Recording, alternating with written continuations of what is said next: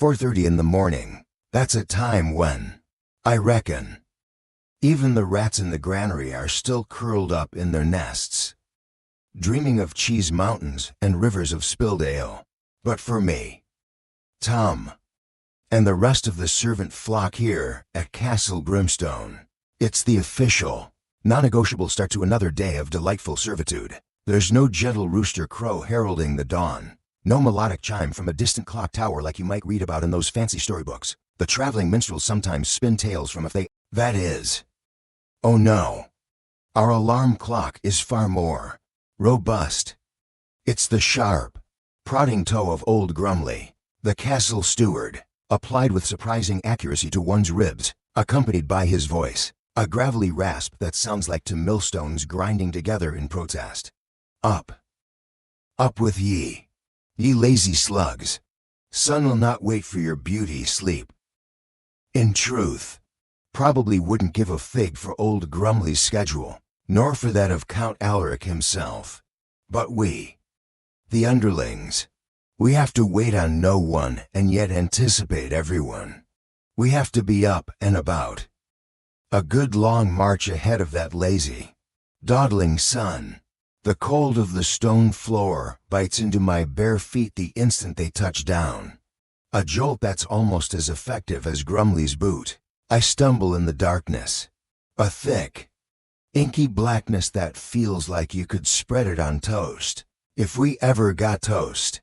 My hands flail, trying not to collide with the other servant boys who are also groaning, coughing, and reluctantly extricating themselves from their compressed sleeping arrangements. In the cramped attic space we call home, we're packed in here like salted herrings in a barrel. A dozen of us, give or take, depending on who's currently in favor or who's been recently kicked out for some transgression, real or imagined. The air is a rich tapestry of smells: stale straw, sour sweat, unwashed bodies, and the faint, ever-present aroma of mouse droppings.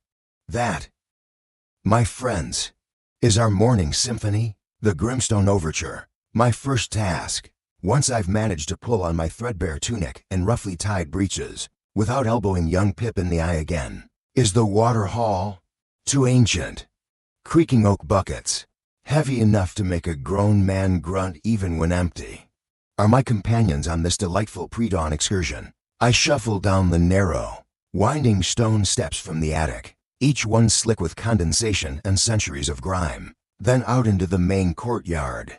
The air here hits you like a physical blow, sharp and frigid, each gust of wind carrying thousands of invisible icy needles that prick at any exposed skin. The well stands in the center of the yard, a dark, gaping maw that seems to swallow the starlight. Hauling up the first bucket from its depths is a battle the rope stiff with frost. The winch groaning in protest, my own half-asleep muscles screaming. The water itself, when it finally sloshes over the lip of the bucket, is like liquid ice. It numbs my hands to the bone within seconds. The perfunctory wash that follows is less about cleanliness and more about brutal, enforced wakefulness. A splash of that frigid water on the face is enough to make your teeth ache, and your brain feel like it's been squeezed by a giant, icy fist.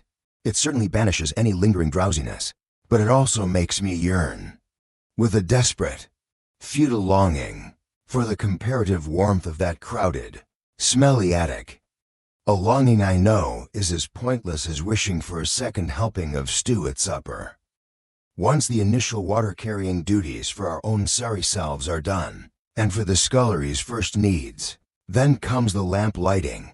This, I confess, is a task I don't entirely despise, despite the lingering smell of cheap oil that clings to my clothes, and the way the flames sometimes leap with a mischievous spite, singeing my fingertips or eyebrows. Castle Grimstone is a vast, rambling beast of a place, a labyrinth of cold stone corridors, echoing halls, and shadowy nooks. It requires a small army of oil lamps to push back the oppressive darkness before the sun deigns to make its grand entrance. Each lamp I light feels like a small, personal victory against the gloom, a tiny, flickering star that I, Tom, have personally placed in the firmament of this cold, uncaring castle.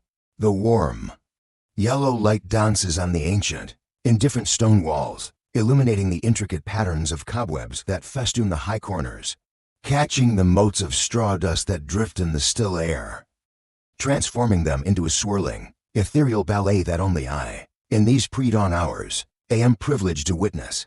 Sometimes, as I move through the silent western wing, I can hear the soft, sighing breaths of the horses from the stables far below, a lonely, melancholic sound that seems to emphasize the vastness of the silence, the depth of the lingering night.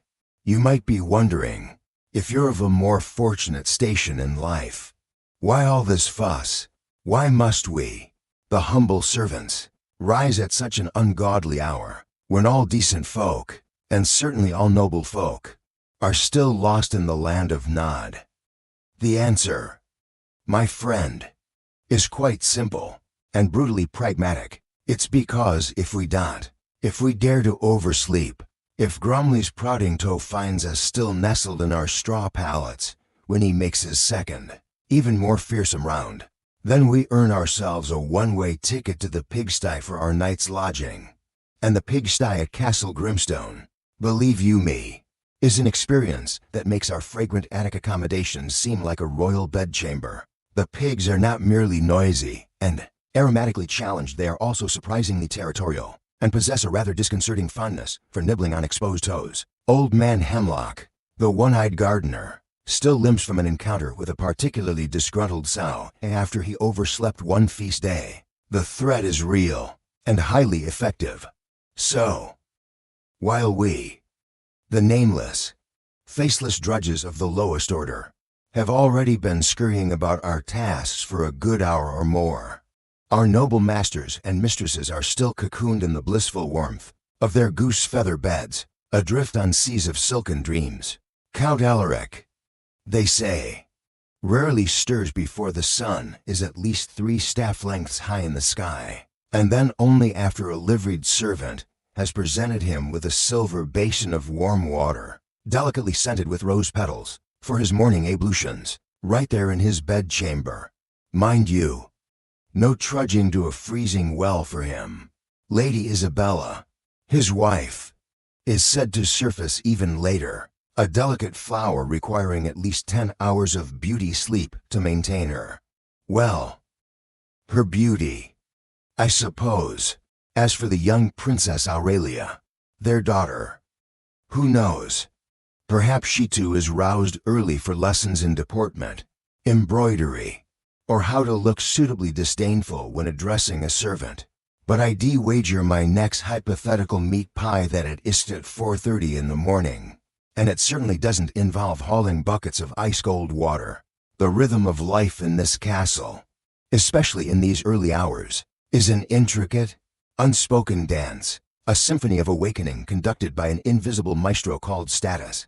First, it is us, the shadows, the scuttling beetles of the servant class, setting the stage. Then, as the first hint of gray light begins to dilute the blackness outside, the kitchens start to rumble to life. You hear the rhythmic chop chop chop of knives on wooden blocks, the clatter of iron pots, the roar of the great ovens being stoked, preparing the vast quantities of food required to fuel this monstrous stone edifice, and all its inhabitants for another day. The smell of baking bread, a yeasty, comforting aroma that rarely makes its way to our own meager plates, begins to permeate the lower corridors, a tantalizing torment. Next, the guardsmen, the clang of their changing shifts, the rhythmic thud of their hobnailed boots on the stone courtyards, the gruff commands of their sergeants. These sounds signal that the castle's outer defenses are alert, its sinews tensing. Then, much later, when the real daylight has finally decided to grace us with its presence, when the smells of roasted meats and spiced wines begin to mingle with that of fresh bread, only then do the doors in the noble quarters begin to show signs of life. A yawn from a distant chamber, the soft rustle of silk, the imperious call for a servant. Each stratum of this castle awakens in its prescribed order, a perfectly calibrated mechanism, each cog turning in its designated place. And I, Tom, am one of the smallest, most insignificant cogs in that vast machine. My early morning duties the water. The lamps are just the first turn of the wheel. Once the castle is lit and the initial needs of the kitchens are met, 100 other tasks await: boots to be cleaned, floors to be scrubbed, messages to be run, wood to be chopped, slops to be emptied. The list is as endless as the corridors of Grimstone itself. Sometimes, in the brief moments between tasks, or during the lighting of a lamp in a particularly remote and forgotten passageway, I allow myself to wonder, what lies beyond these cold, gray walls? What does the world look like when it's not filtered through the arrow-slit window of an attic, or the grime-streaked pane of a scullery? Are there places where boys my age, I think I'm about 14, though no one's ever bothered to keep an exact count of my winters, are not roused by a steward's boot? Places where bread is plentiful, and warmth is not a hoarded commodity. These are dangerous thoughts, I know. Grumley says thinking is not a servant's business. Less thinking, more doing. Boy has fond of rasping, often accompanied by a cuff to the ear if he catches me staring too long at a tapestry depicting some heroic, noble deed. And has right. In a way. Thinking only makes the cold colder, the hunger sharper, the injustice more pronounced. It's better, perhaps, to keep your head down, your eyes on your task, and your thoughts as blank as a freshly whitewashed wall. But the thoughts still come, unbidden. Especially in these quiet, solitary pre-dawn hours, they come with the sigh of the wind, with the dance of the lamplight on the ancient stones, with the distant, mournful call of an owl from the depths of the old wood. They are whispers of a world beyond my knowing, a world that, for a servant boy like me, might as well be on the moon. The sky outside is beginning to pale now, from inky black to a bruised, pre-dawn purple. My lamplighting round is nearly complete. Soon, the kitchens will demand more water. The stables will need mucking out, a task I usually manage to avoid. Thank the heavens, or whichever saint is in charge of avoiding manure. And the great, lumbering beast that is Castle Grimstone will be fully awake, its myriad demands echoing through its stony heart. I extinguish my small carrying lantern, its purpose served, and stand for a moment in the growing light of the east gallery.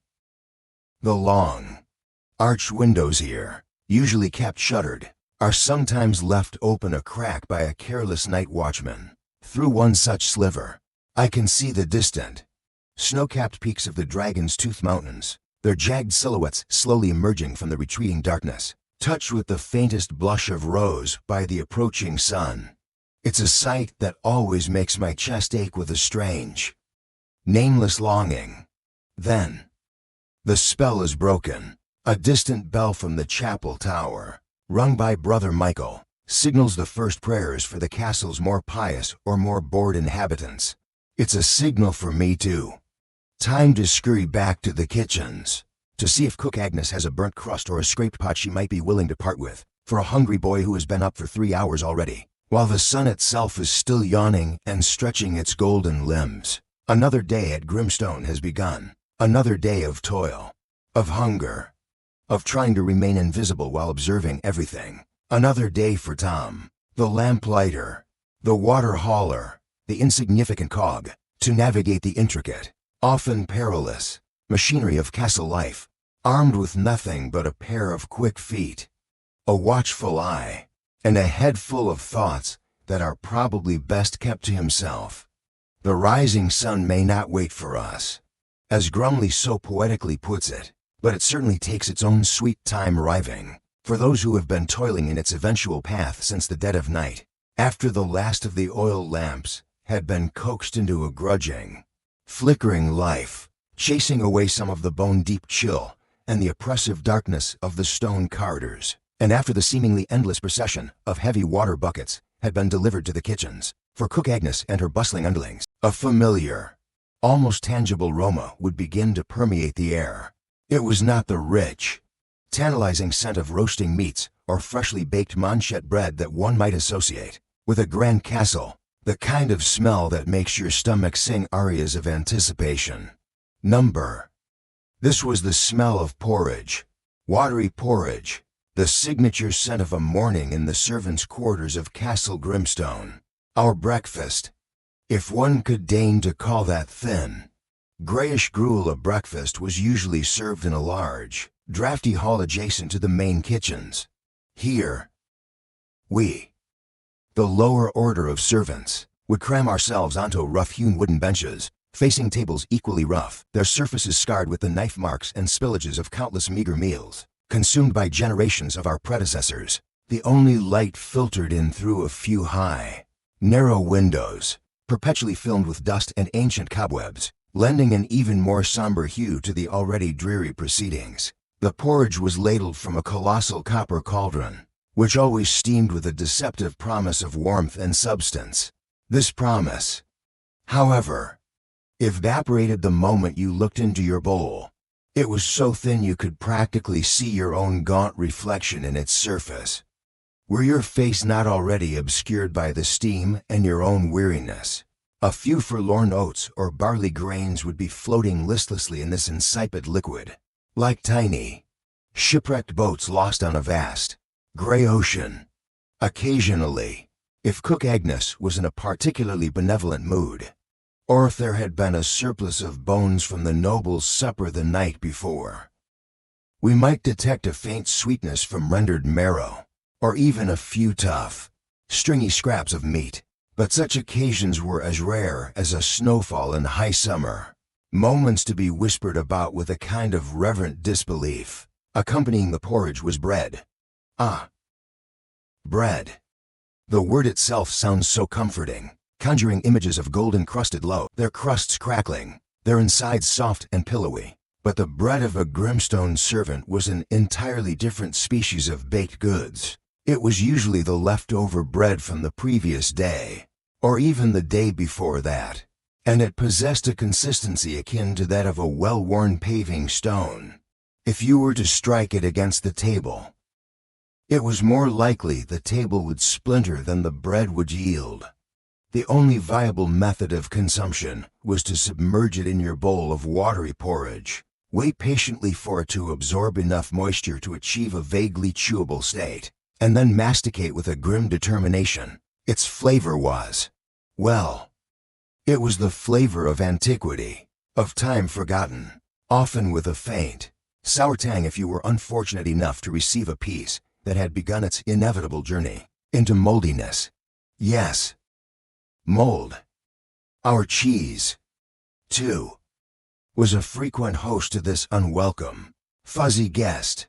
We were issued small, unappetizingly yellow, often waxy wedges, and it was each servant's personal responsibility to diligently scrape away the greenish-blue or grayish fur that clung to its exterior. Old Grumley, his voice a perpetual growl of threat, was fond of reminding us that a bit o' mold adds character to the cheese. Puts hair on your chest. It does. I remain deeply skeptical of this supposed character, but when your stomach is performing a loud, percussive symphony of emptiness, a little surface mold ceases to be a significant deterrent. One simply closed one's eyes, held one's breath, and swallowed. As for drink, fresh well water was bitingly cold and often carried a metallic, earthy tang. The beverage we usually consumed in its stead was a type of thin, weak cider, invariably sour and rarely possessing even a hint of sweetness. It was said to be good for the digestion, but I suspected it was merely the dregs of the noble's finer pressings, diluted with well water and passed down to us. Still, it had a certain sharpness that cut through the monotony of the porridge, and it was marginally less frigid than the well water during the deep winter months.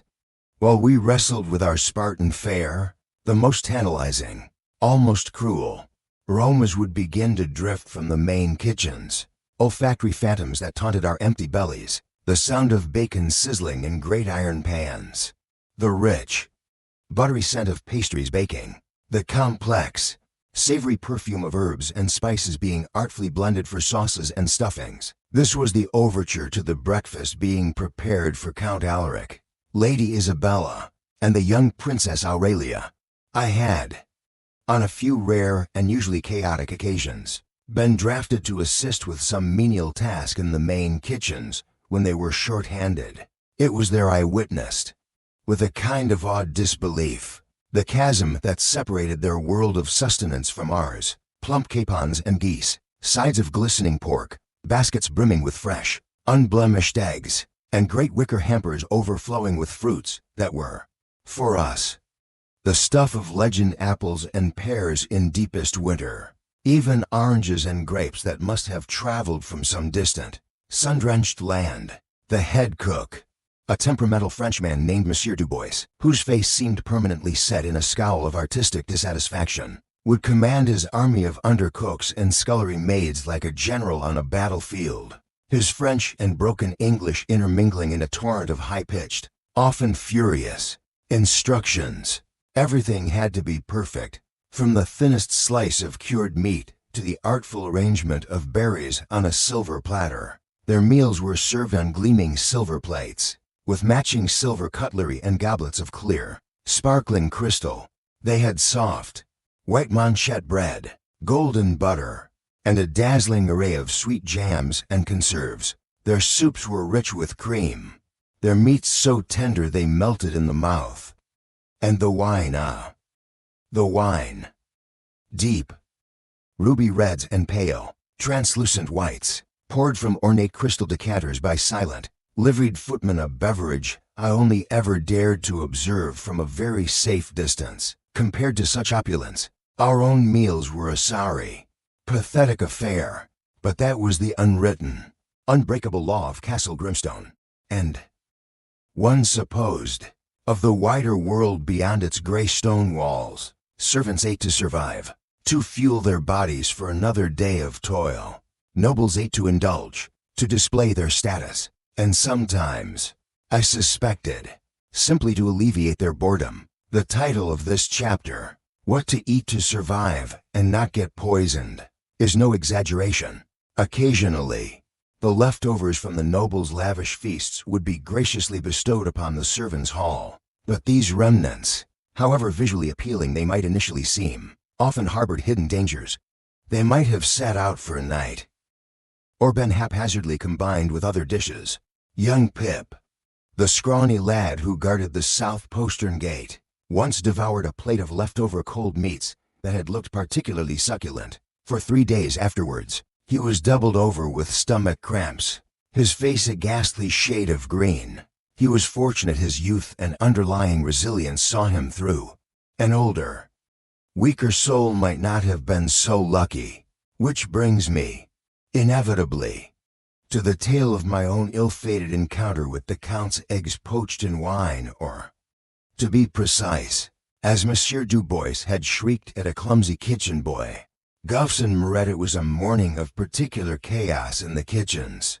Some important guests had arrived unexpectedly, a duke from the north, I believe, and the entire culinary wing was in an uproar. I had been dragooned into service, mostly running errands, fetching ingredients, and generally trying to stay out from under the feet of the bellowing Monsieur Dubois. A task that was, in itself, a considerable challenge. In the midst of this whirlwind of activity, while Monsieur Dubois was engaged in a vociferous, arm-waving tirade concerning an overcooked salmon, my eye fell upon a small, forgotten dish on a side preparation table. Upon it rested 2 perfectly poached eggs, their yolks like molten gold, nestled in a rich, glistening sauce the color of dark rubies. It exuded a complex, intoxicating aroma of wine, herbs, and something subtly sweet, like a hint of honey or spiced fruit. They looked like jewels, edible gems from some fantastical, otherworldly banquet. Count Alaric, I knew, was particularly fond of this dish as a light repast before his main breakfast on this particular morning. However, perhaps due to the flurry of activity or the prospect of a more substantial feast with his guests, he had not touched it. The dish sat there, abandoned, beckoning, And in a moment of reckless, almost suicidal audacity, fueled by a combination of gnawing hunger and insatiable curiosity, I did something I would later regret with every fiber of my being. My heart hammered against my ribs like a trapped bird. I glanced around. Monsieur Dubois was still locked in mortal combat with the offending salmon. The other kitchen staff were a blur of panicked motion. Quick as a striking viper, I darted forward. My fingers, grimy from my morning's work, snatched a significant portion of one of those perfect, quivering eggs, generously coated in the ambrosial sauce. In an instant, it was in my mouth. Oh, by all the saints and sinners, the taste! It was unlike anything I had ever experienced, or even dreamed of. In my 14 years of a porridge and hard-bread existence, the egg was impossibly soft, melting on my tongue, its richness a shocking, delightful counterpoint to the complex sauce tart. Sweet, savory, with an undercurrent of wine that warmed my throat and a symphony of herbs that danced across my palate. It was an explosion of flavor, a fleeting glimpse into a world of unimaginable culinary delight. It was sinfully, intoxicatingly delicious. I had barely managed to swallow this morsel of forbidden paradise when I heard Monsieur Dubois' enraged bellow, uncomfortably close. I hastily wiped my mouth with the back of my hand, schooling my features into an expression of what I hoped was innocent, industrious servitude, though my heart was still performing a wild jig against my ribs, a frantic rhythm of fear and guilty exhilaration. The joy, alas, was short-lived. Perhaps an hour later, as I was engaged in the Herculean task of scrubbing a cauldron large enough to boil a small sheep in, my stomach began to register its first mutinous protests. It started as a low, uneasy rumbling, a sensation of vague discomfort. Then, it began to cramp, the spasms growing in intensity, each one a little sharper, a little more insistent. I tried to ignore it, my face paling, a cold sweat breaking out on my brow and the back of my neck. I couldn't possibly ask to be excused. Old Grumley would likely have my hide, and then peg it out to dry as a warning to other malingerers. By midday, the discomfort had escalated into full-blown torture. I found myself making increasingly frequent, desperate dashes to the servants' latrine, a foul-smelling, open-air pit situated discreetly or not so discreetly, depending on the wind direction, in a far corner of the outer bailey. Those exquisite, wine-poached eggs, upon encountering a digestive system accustomed only to the Spartan rigors of watery gruel and stone-like bread, had evidently transformed themselves into a potent, vengeful purgative. I felt as if my insides were being violently churned, twisted, and generally rearranged by a malevolent demon. For 2 full days, I lived in a personal, agonizing hell. The diarrhea was relentless. Every attempt to ingest even a mouthful of the blandest porridge was met with immediate, violent rebellion from my outraged stomach. I grew weaker, thinner, my eyes sinking further into their sockets, my movements becoming slow and shaky, like those of a very old man. Grumley eyed me with narrow, suspicious scrutiny, but perhaps because I still managed to drag myself through my assigned tasks, however ineptly, he refrained from his usual pointed inquiries, contenting himself with a few extra cuffs and muttered imprecations about the general worthlessness of modern youth. Mercifully, no one else seemed to connect my wretched condition with the Count's uneaten eggs. Had they known, the punishment would undoubtedly have involved far more than a mere acquaintance with the Kessel's pigsty. It was a lesson learned, and learned the hard way. A servant's constitution, it seemed, was not designed to process the rich, decadent fare of the nobility. We were bred for austerity, for meager sustenance. Anything beyond that carefully prescribed boundary was, for us, tantamount to poison. From that day forward, no matter how enticing the aromas wafting from the main kitchens, no matter how desperate the cravings of my perpetually unsatisfied stomach, I never again dared to venture near the food destined for the high table. I accepted my watery porridge, my rock-hard bread, my occasionally moldy cheese, and my sour, watery cider with a newfound, if grudging, respect for If nothing else, they kept me alive. And in the harsh, unforgiving world of Castle Grimstone, survival itself was a privilege. Not getting poisoned was merely an added, and highly appreciated, bonus. Food here was more than just sustenance. It was a clear, unequivocal demarcation of status, a constant, daily reminder of one's place in the grand, unyielding hierarchy of this world.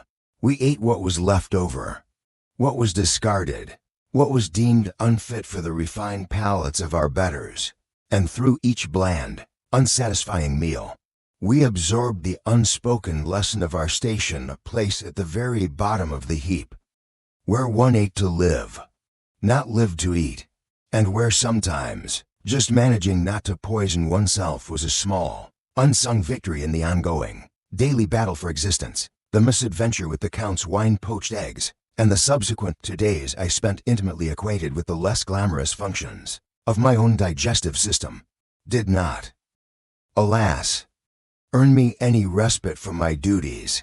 If anything, old Grumley seemed to take a perverse pleasure in assigning me tasks that were particularly strenuous or aromatically challenging, perhaps as a subtle, unspoken punishment for my pallid complexion and anemic efforts during my period of intestinal rebellion.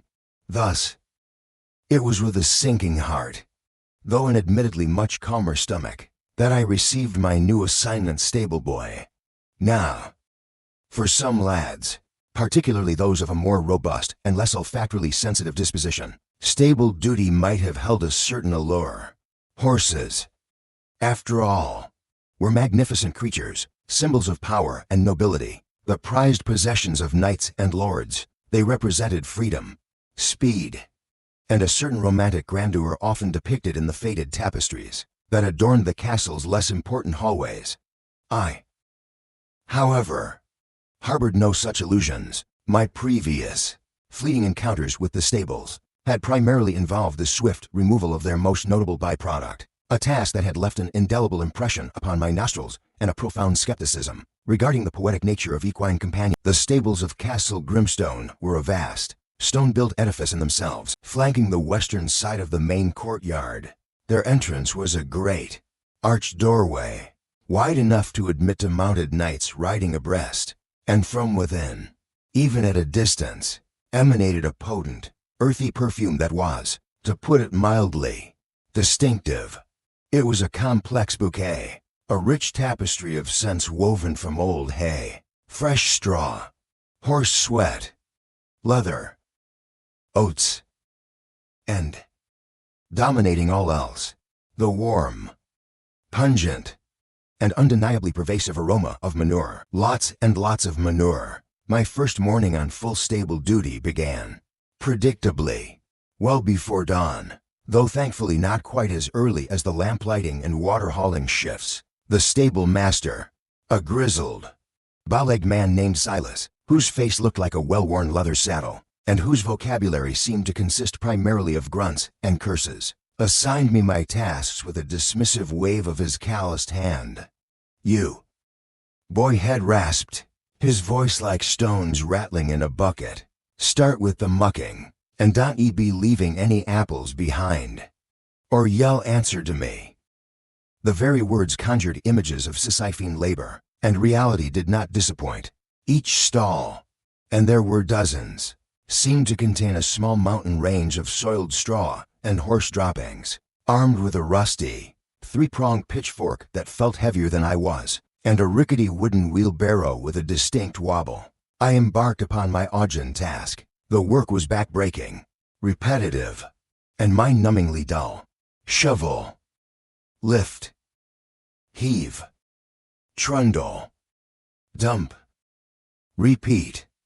The air in the stalls was thick, almost chewable, the ammonia sting making my eyes water and my nose run. It was a job that stripped away any pretense of glamour associated with knighthood or noble steeds. Even the most magnificent warhorse, I swiftly learned, produced waste with the same democratic enthusiasm as the humblest pack mule. There was a certain earthy philosophy to it, one supposed, a reminder that all creatures, great and small, noble and common, were subject to the same fundamental bodily processes. A profound, if rather stinky, lesson in equality, once the stalls were passably clean, or at least clean enough to avoid a cuff from stable master Silas, came the grooming.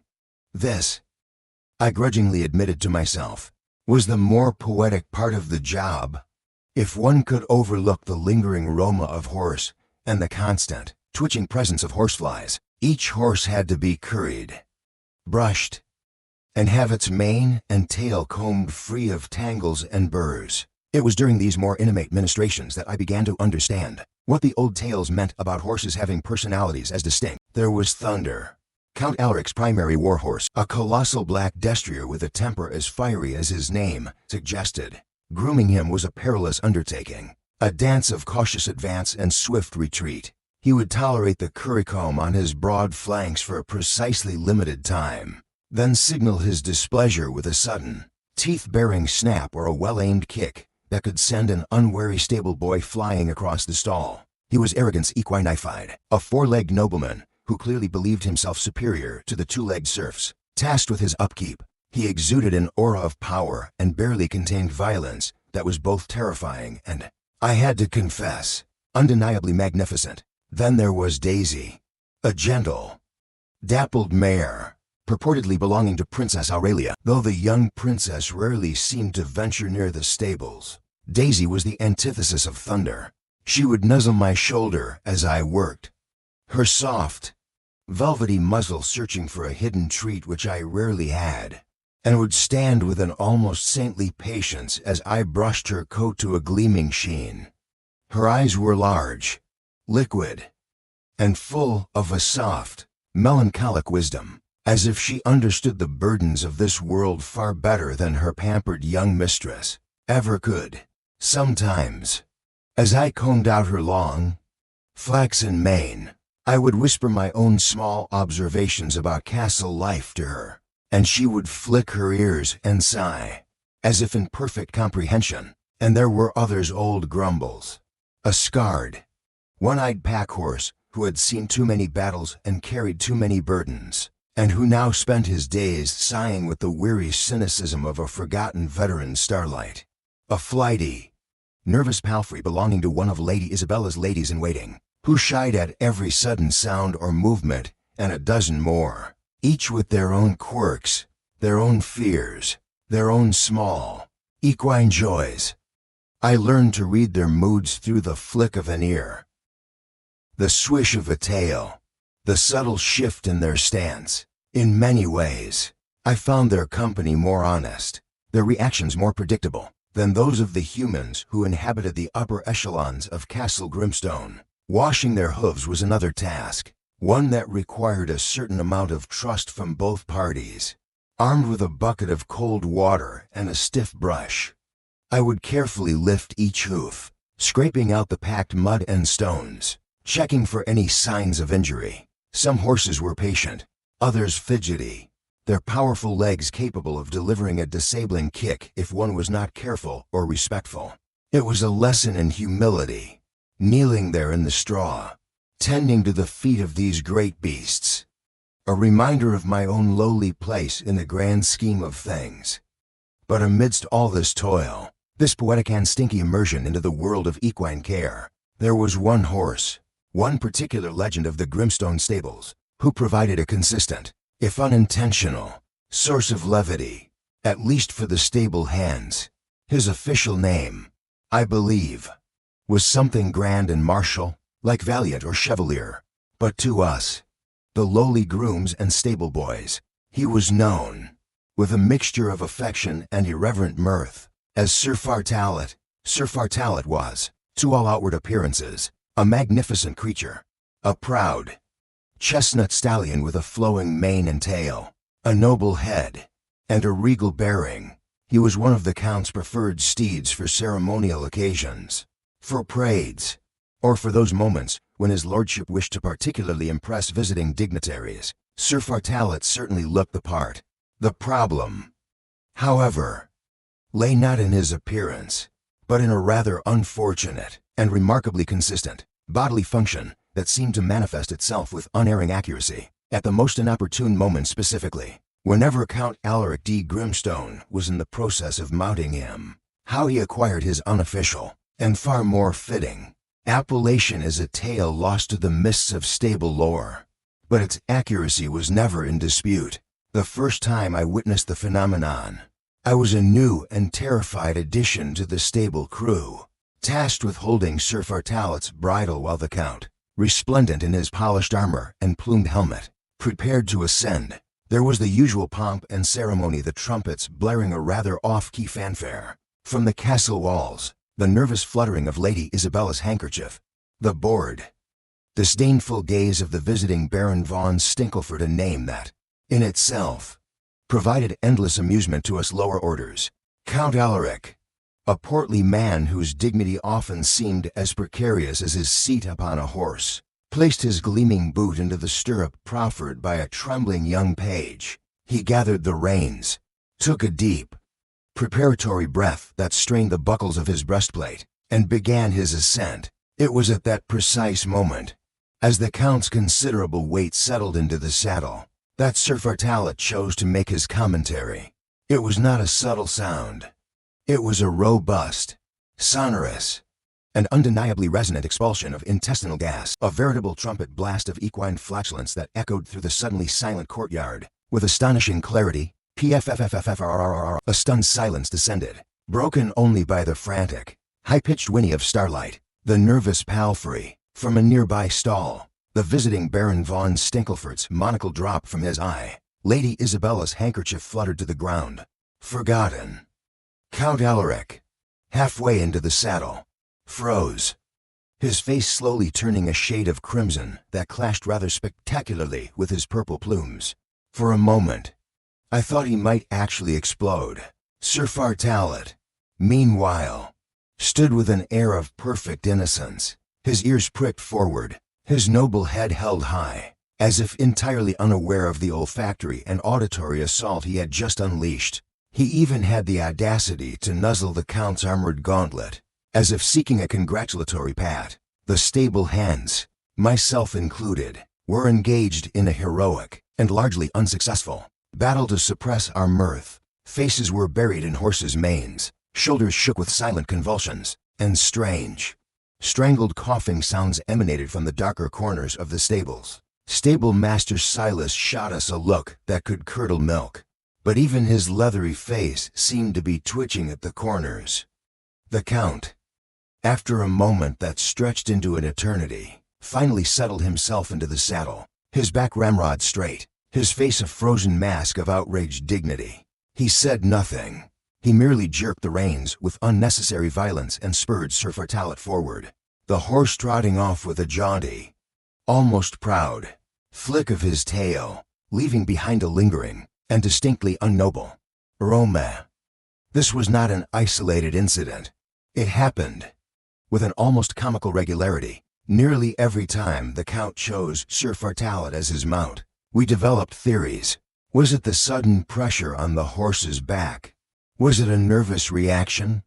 Or, as young Pip once whispered, his eyes wide with delighted mischief, was Sir Fartalet a secret revolutionary, expressing his equine disdain for the ruling classes in the only way he knew how? Attempts were made to mitigate the problem. Stable Master Silas tried altering the horse's feed, adding various herbs and concoctions that were rumored to soothe a troubled equine digestion. These efforts proved entirely futile. Sir Fartalet's internal plumbing remained impervious to all attempts at reform. He continued his gaseous protests with unwavering dedication. For Count Alaric, it must have been a source of considerable, if unacknowledged, mortification.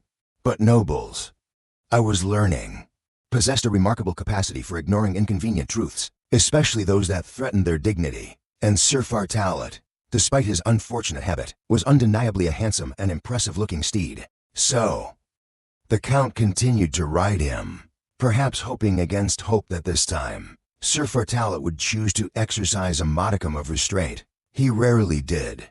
These moments, these small, absurd rebellions against the solemnity and self-importance of the nobility, were like tiny, precious gems scattered amidst the muck and mire of our daily lives. They were a reminder that even in a world so rigidly defined by hierarchy and power, There were still forces like an ill-timed equine emission that could puncture the balloon of pomposity and reveal the shared, often comical, humanity or animality that lay beneath. My days in the stables were long, arduous, and often overwhelmingly smelly. I learned about the unending cycle of feeding, watering, mucking, and grooming. I learned about the different ailments that could afflict a horse, from colic to coughs to stone-bruised hooves. I learned to distinguish the subtle signs of their moods, their pleasures, their pains. I learned that the poetic beauty of a noble steed was built upon a mountain of very unpoetic labor, performed by nameless, faceless boys like me. Yet, amidst the stench and the toil, there were moments of quiet connection. The soft nuzzle of Daisy's muzzle against my cheek, the surprisingly gentle way Thunder would sometimes allow me to scratch that one itchy spot behind his ears, even the shared, suppressed laughter with the other stable lads after one of Sir Fartalet's more spectacular performances. These were the small, flickering candles that illuminated the otherwise relentless drudgery of my existence. The stables, I came to realize, were another world within the world of Castle Grimstone, a place with its own rules, its own hierarchies, its own unique blend of the earthy and the ethereal. It was a place where nobility and manure coexisted in close, often fragrant, proximity. And I, Tom, the boy who had once only known the cold of the well and the flicker of oil lamps, was now intimately acquainted with both. It was, one supposed, another kind of education, though not the kind one found in books. This was an education written in sweat, straw, and the unmistakable, unforgettable aroma of horse. Life in Castle Grimstone, as you might have gathered, was not overly concerned with what you might call delicate sensibilities. We rose before the sun, ate food that would make a billy goat blanch, and toiled from dawn till dusk, often engaged in tasks that were, to put it mildly, aromatically challenging. And when it came to the matter of personal ablutions, well, let's just say that the perfumed, rose-water-scented world of the nobility was as distant from our own as the moon is from the muckiest midden heap. In an era blissfully ignorant of the wonders of soft, absorbent paper rolls, one had to make do with what nature, or the castles refuse, provided for the common folk, and that most certainly included us servants. The preferred implements for post-potty polishing were a varied, and often rather scratchy, assortment. Leaves were a popular choice, particularly in the warmer months. Broad dock leaves were favored for their size, though one had to be wary of any lurking caterpillars or the unfortunate blistery reaction some of the more unfamiliar varieties could provoke. In winter, when the trees stood bare and skeletal, options became more limited. Straw, while readily available from the stables, was a penance in itself, each wipe a fresh adventure in epidermal exfoliation. Moss, scraped from damp stone walls, offered a marginally softer, if somewhat clammy, alternative, though one always ran the risk of inadvertently collecting a small ecosystem of bewildered insects along with it. And then there were the ashes. Cold ashes, to be precise. It was one of my less celebrated, though remarkably consistent, duties to collect these from the various hearths throughout the castle, once the morning fires had died down, and particularly from the great kitchen ovens after Cook Agnes and her minions had finished their daily baking and roasting. Armed with a small shovel and a rough sack, I would go from hearth to hearth, scooping up the gray, powdery remnants of last night's warmth. These ashes served many purposes in Grimstone's thrifty economy. They were used to make life or soap a harsh, stinging concoction that stripped dirt and skin with equal enthusiasm, to scour greasy pots.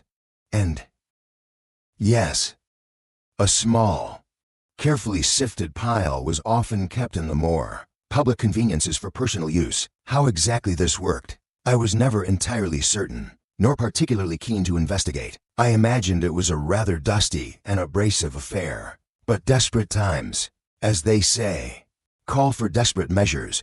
My main concern was ensuring I didn't inhale too much of the fine, irritating powder as I gathered it. lest I spend the rest of the day sounding like a miniature wheezing bellows.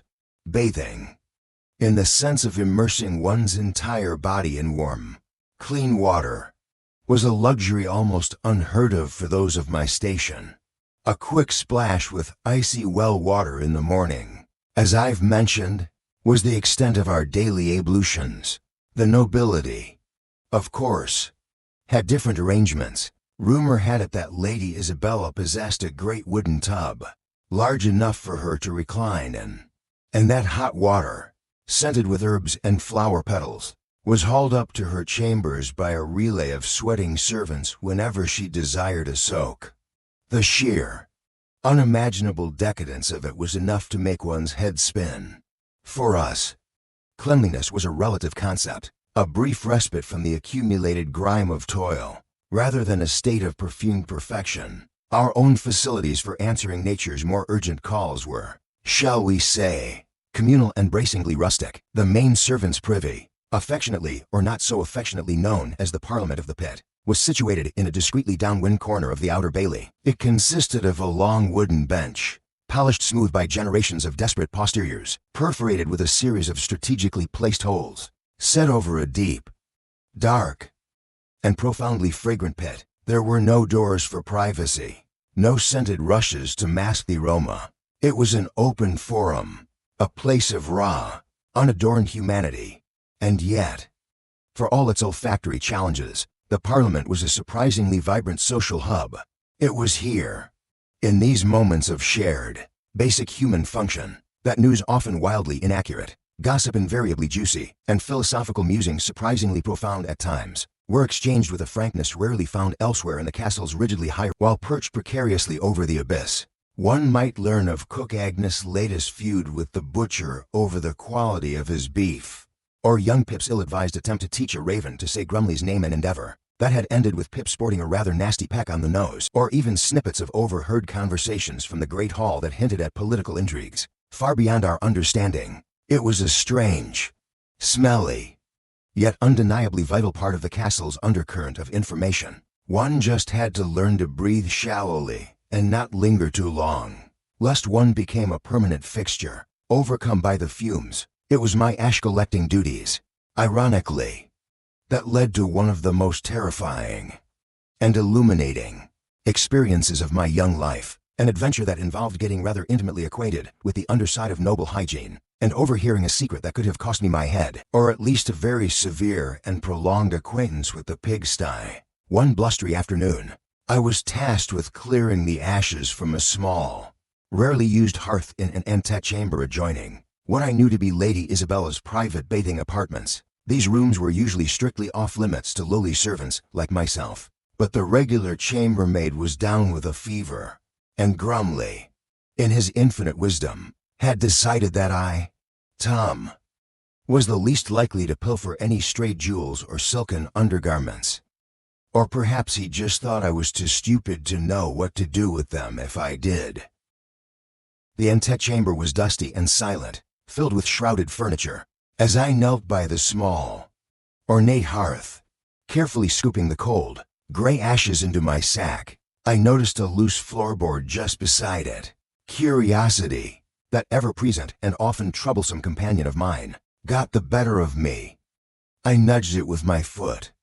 It shifted easily, revealing a dark, narrow gap leading into the space beneath the floor, and from that gap, I saw something glinting, a small, metallic object, thinking it might be a dropped coin, a treasure beyond my wildest dreams which, at that point, probably amounted to a whole meat pie. All to myself, I prized the floorboard further open. The space beneath was cramped, dusty, and crisscrossed with thick wooden joists and cobwebs the size of dinner plates. The glinting object was just out of reach. Foolishly, driven by the lure of potential riches, I squeezed myself into the opening, wriggling on my belly through the accumulated grime of ages. I found the object. It was not a coin, but a small, tarnished silver button, intricately carved, probably fallen from some noble garment. Disappointment warred with the thrill of minor discovery. As I was about to wriggle back out, I heard footsteps approaching in the room above Lady Isabella's bathing chamber. Panic seized me. If I was found here, under the floor of her private rooms, there would be no explaining it away. Grumley would have my hide, and the Count would probably have the rest of me thrown to the dogs. I pressed myself flat against the cold earth, my heart hammering like a trapped bird against my ribs, thus filling my nostrils, making me desperate to sneeze. The floorboards above creaked, and then I heard voices. Lady Isabella's voice, a high, musical lilt that I had only ever heard from a distance, issuing commands or expressing mild displeasure, and another voice, a man's voice, low and intimate, a voice I did not immediately recognize. They were in the bathing chamber directly above me. The floorboards, though thick, were not entirely soundproof, and what I began to overhear, through the gaps and cracks, made the dust in my throat feel like gravel and the blood in my veins turn to ice. My dearest Leon, Lady Isabella sighed, her voice husky with an emotion that was clearly not directed at her husband. The Count. Must you leave so soon? The Duke's visit is such a tedious affair.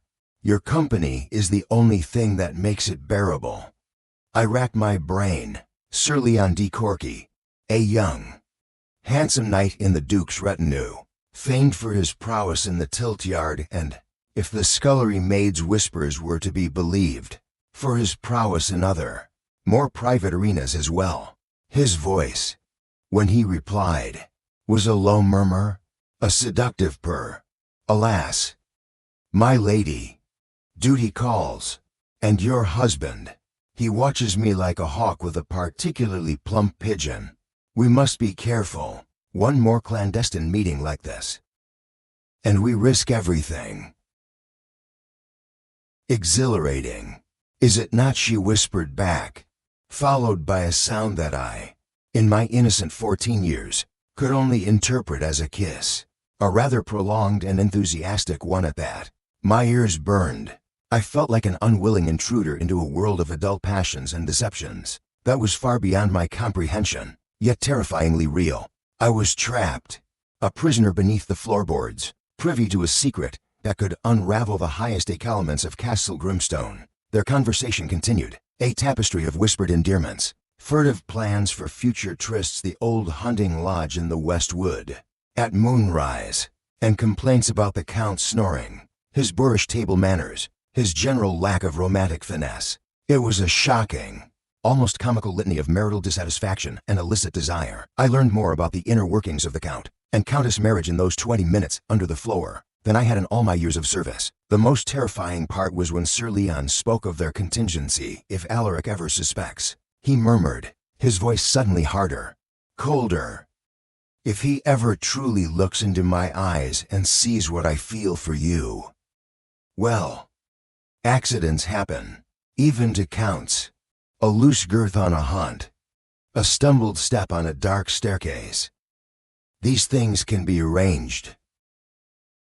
This was not just a dalliance, a harmless flirtation. This was dangerous.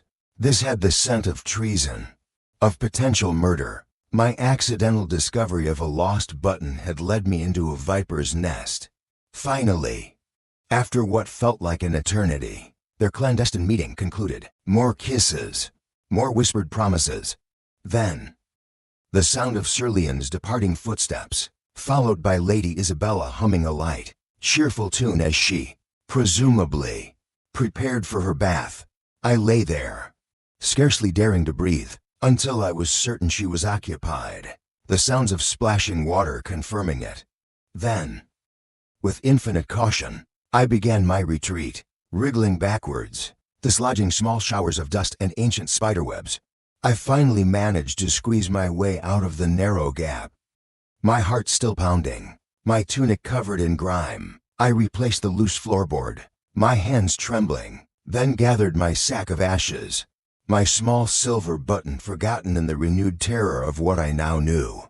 I fled the antechamber like a scalded cat, my mind reeling. The Lady Isabella, so beautiful, so serene, so noble.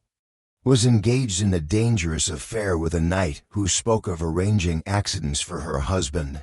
It was a secret so monumental, so perilous, that it felt like a physical weight pressing down on me. The rest of that day, my chores were performed in a daze.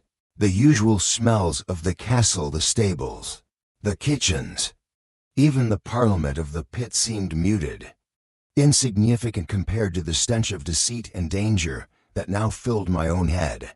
What was I to do with this knowledge? Tell someone. Who would believe me?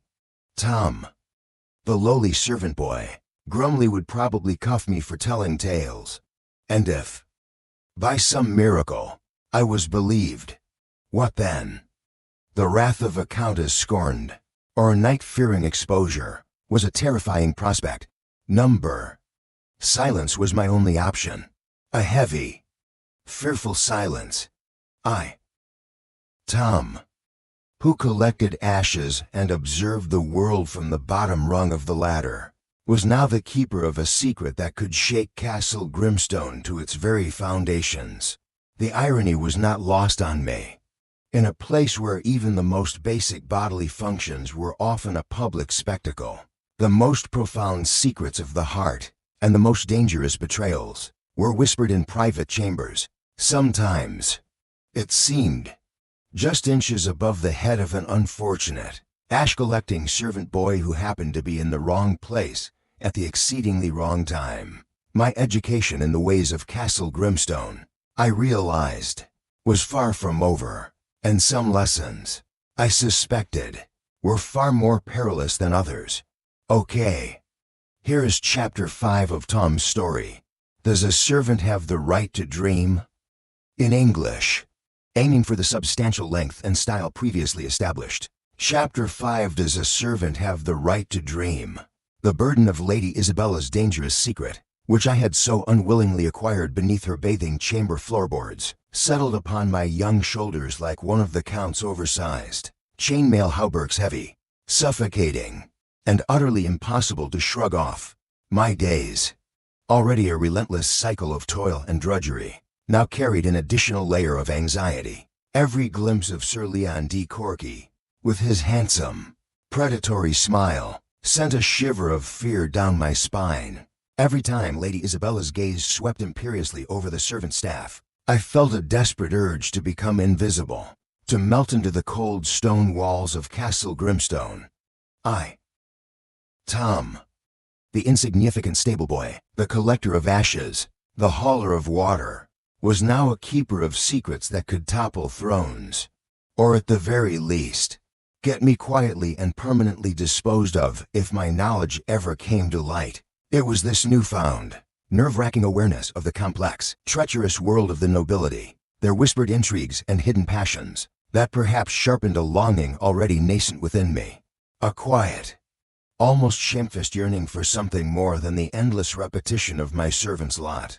What was that more? I could hardly put a name to it.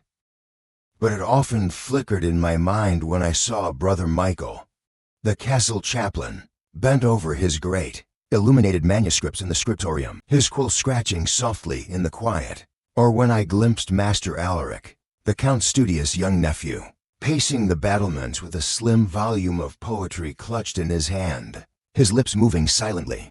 Books, words, letters. They were like a secret code. These strange, dark squiggles on parchment or vellum, a code that unlocked worlds beyond the gray stone confines of Grimstone, worlds of history, of adventure, of ideas that I could only dimly imagine. I'd seen discarded scraps of parchment in the refuse bins, sometimes with writing on them an old bill of lading, a forgotten shopping list, once even a fragment of what looked like a song. I would snatch them up when no one was looking, my heart pounding, and try to decipher their meaning, but they remained stubbornly mute, their secrets locked away from an ignorant boy like me. The desire to learn, to understand these mysteries, began to burn within me like a slow, hidden ember. It was a foolish dream. Of course. What use had a servant for letters? Our hands were made for brooms and buckets, for pitchforks and polishing rags, not for the delicate dance of a quill. To voice such an aspiration would be to invite ridicule. Or worse, a swift cuff from Grumley and a lecture on knowing one's place. A servant with notions above his station is like a pig trying to fly, he was fond of saying. Messy, unnatural, and bound to end up in the muck. The dream persisted, a tiny, stubborn weed pushing its way through the hard-packed earth of my daily existence, and it was in the most unlikely of places, amidst the clatter and steam and savory and sometimes not-so-savory smells of the castle's lower kitchens, that the seed of a dream found an unexpected and deeply secretive source of nourishment. His name was Master Elms, though most of the younger kitchen lads simply called him Old Elms behind his back.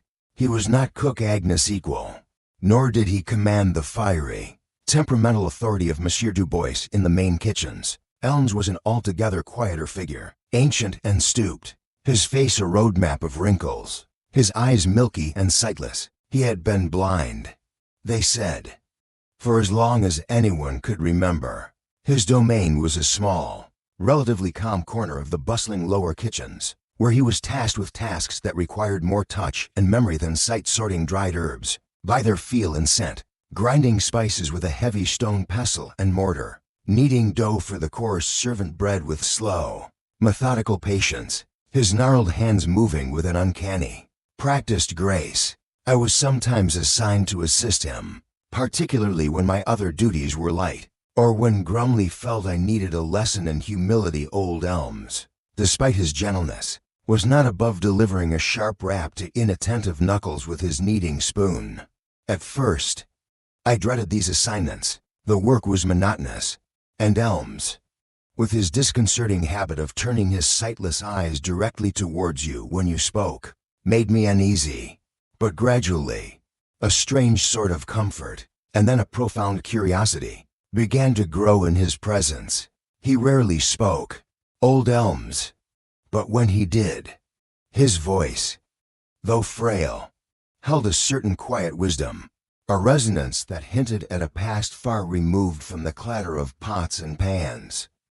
He would ask me about the world outside his darkened kitchen corner, what the weather was like, what news or gossip was circulating amongst the other servants, what foolishness the nobles were engaged in now. And I, in turn, found myself asking him questions, hesitantly at first, then with growing boldness. Master Elms, I ventured one afternoon, as I was painstakingly picking weevils out of a sack of barley under his sightless, but surprisingly exacting supervision, is it true what young Pip says? That you can see things without your eyes? A dry, rustling sound like autumn leaves. Pip says many things, Tom, most of them as full of air as a leaky bellows. I cannot see the light of the sun, nor the shape of your undoubtedly mischievous face, but I can hear the truth in a man's voice, feel the tremor of a lie in his hand. I can smell a storm brewing long before the clouds gather, and I can taste deceit in poorly ground spices. He paused, his head tilted as if listening to something I could not hear. There are many ways of seeing, boy. The eyes are often the most easily fooled. Weeks later, after a fragile trust had been established between us, that he revealed a fragment of his hidden past, I had been lamenting my own ignorance, my inability to understand the strange markings on a discarded piece of parchment I had found. Words Elms had said, his voice soft, almost wistful. They are powerful things, Tom. More powerful than swords or stone walls. They can build kingdoms, and they can tear them down. They can preserve memories, and they can ignite dreams. Did you ever learn them? Master Elms, I asked, my voice barely a whisper, afraid of shattering the moment. He was silent for a long time, his hands rhythmically kneading a great lump of dough. Then he sighed. Boy, I learned them. Once. A lifetime ago, before the darkness fell upon my eyes, and before other darknesses fell upon my life, I was not a kneader of dough, but a shaper of minds. I was a teacher. The word struck me with the force of a revelation. This old, blind man, patiently sorting lentils and grinding peppercorn, had once trafficked in the very mysteries that so fascinated me. What happened? I breathed, my curiosity overcoming my caution. His face, usually so placid, seemed to cloud over with a deep, ancient sorrow. The world changes, Tom, he said, his voice a low murmur, and those in power often fear what they do not understand, or what they cannot control. I taught that all men, noble and common, had a right to knowledge.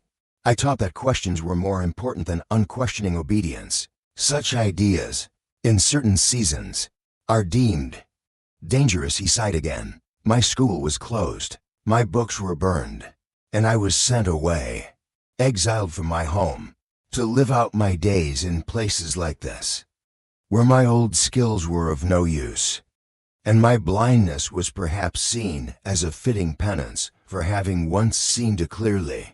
Though told in a quiet, resigned tone, filled me with a mixture of awe and indignation. A teacher, punished for wanting to share knowledge, it seemed a monstrous injustice, but it also fanned the tiny ember of my own desire into a brighter, more insistent flame. If words held such power, such danger, then surely they were worth pursuing. Master Elms never offered to teach me directly. Perhaps he feared the repercussions, for himself and for me. Or perhaps he believed that the truest learning came not from formal instruction, but from an individual's own relentless curiosity. But our conversations, in that dim, fragrant corner of the kitchen, became my secret school. He would speak of history, of faraway lands, of the movements of the stars. He would recite snatches of poetry from memory, his sightless eyes seeming to gaze upon some inner, luminous landscape. He would explain the origins of words, the way letters formed sounds, the way sounds formed meaning. He did not teach me to read, not in the conventional sense, but he taught me to listen, to observe, to question. He awakened my mind, and it was after one particularly illuminating conversation about the power of names, about how a name defined a person, gave them a unique place in the world, that the urge became unbearable. I had to do it. I had to see my own name, written by my own hand. That night, after my duties were done, after the castle had settled into its uneasy, snoring slumber, I crept from the servant's attic, a precious, hoarded stub of charcoal clutched in my sweaty palm. I knew the risks. If Grumley caught me, or any of the other castle authorities, the punishment would be severe. Wandering the castle after curfew was a serious offense, and what I intended to do, it felt even more transgressive. A secret, audacious claim to an identity that the world seemed determined to deny me. I made my way to a place I had discovered during my lamplighting rounds. A small, forgotten alcove in a disused section of the Old North Tower.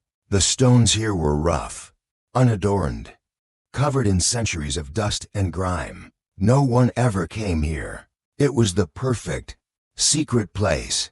My heart hammered against my ribs. My hand trembled so violently I could barely hold the charcoal steady. The only light came from a thin sliver of moonlight filtering through a narrow arrow-slit window. High above, casting eerie, dancing shadows on the ancient stones. I took a deep breath. Then, slowly, painstakingly, I began to trace the letters on the grimy surface of the wall. T. A straight line down, a crossbar. Awkward, crooked, but recognizable. O. A wobbly circle, more egg-shaped than round. M. Two peaks in a valley, like the distant Dragon's Tooth Mountains. T. O. M. My name. I stepped back, my breath catching in my throat. There it was, 3 simple, crude, charcoal letters. Yet, in that moment, they seemed to blaze with a significance far greater than any noble crest or royal sigil. They were mine, a declaration of my existence, a small, defiant act of self-creation in a world that sought to define me solely by my servitude. A wave of emotions washed over me: triumph, fear, a strange, exhilarating sense of power. I had done it. I had written my name. I, Tom, the servant boy, the ash collector, the hauler of water, had made my mark. However humble, however secret, I quickly smudged the letters with my sleeve, erasing the evidence, though the faint gray marks remained, a ghost of my transgression, a secret known only to me and the ancient, silent stones. As I crept back to the attic, the fear was still there, but it was now mingled with a new, quiet pride. Old elms had said that words could ignite dreams, and in that dusty, forgotten alcove, with a simple piece of charcoal, I had lit a tiny, flickering candle of my own. I did not know where this dream of learning would lead me, or if it would lead anywhere at all beyond more trouble and heartache. The question still hung in the air, as vast and as daunting as the night sky above Castle Grimstone. Does a servant have the right to dream? I did not have the answer for all servants, for all time. But as I lay on my straw pallet, the image of those 3 charcoal letters burning brightly in my mind, I knew, with a certainty that warmed me from the inside out, that this servant, Tom, most definitely did, and he had just taken his first, faltering, exhilarating step towards it. The faint, triumphant smudge of charcoal on the hidden stone wall, my own name, Tom, secretly proclaimed to the indifferent dust motes of the North Tower, had become a tiny, internal beacon. It did little to alleviate the gnawing hunger in my belly, nor did it lessen the bone-deep chill of the pre-dawn awakenings, but it was mine, a small, defiant spark of selfhood in a world that seemed determined to view me as little more than a pair of hands, a strong back, or, on my less fortunate days, an convenient target for Grumley's ill temper. My clandestine conversations with old Elms, the blind cook, had also become a lifeline, his words planting seeds of curiosity and wonder about a world of knowledge I had never known existed. Life at Castle Grimstone was still an endless round of toil, but now, woven into the fabric of my days, was this fragile, secret thread of aspiration. My duties had, for the time being, settled back into the familiar, if aromatically challenging, realm of the stables. Sir Fartalloc continued his gaseous protests with unwavering regularity, much to the Count's crimson-faced chagrin and our own carefully suppressed amusement. The other horses, from the haughty Thunder to the gentle Daisy, had their own routines, their own demands, and I moved among them with a growing, if still wary, familiarity. I was learning their moods, the flick of an ear that signaled annoyance, the soft nicker that might indicate a desire for a surreptitious scratch behind the ears. It was hard work. Yes, the kind that left your muscles aching and your clothes smelling permanently of horse and old hay.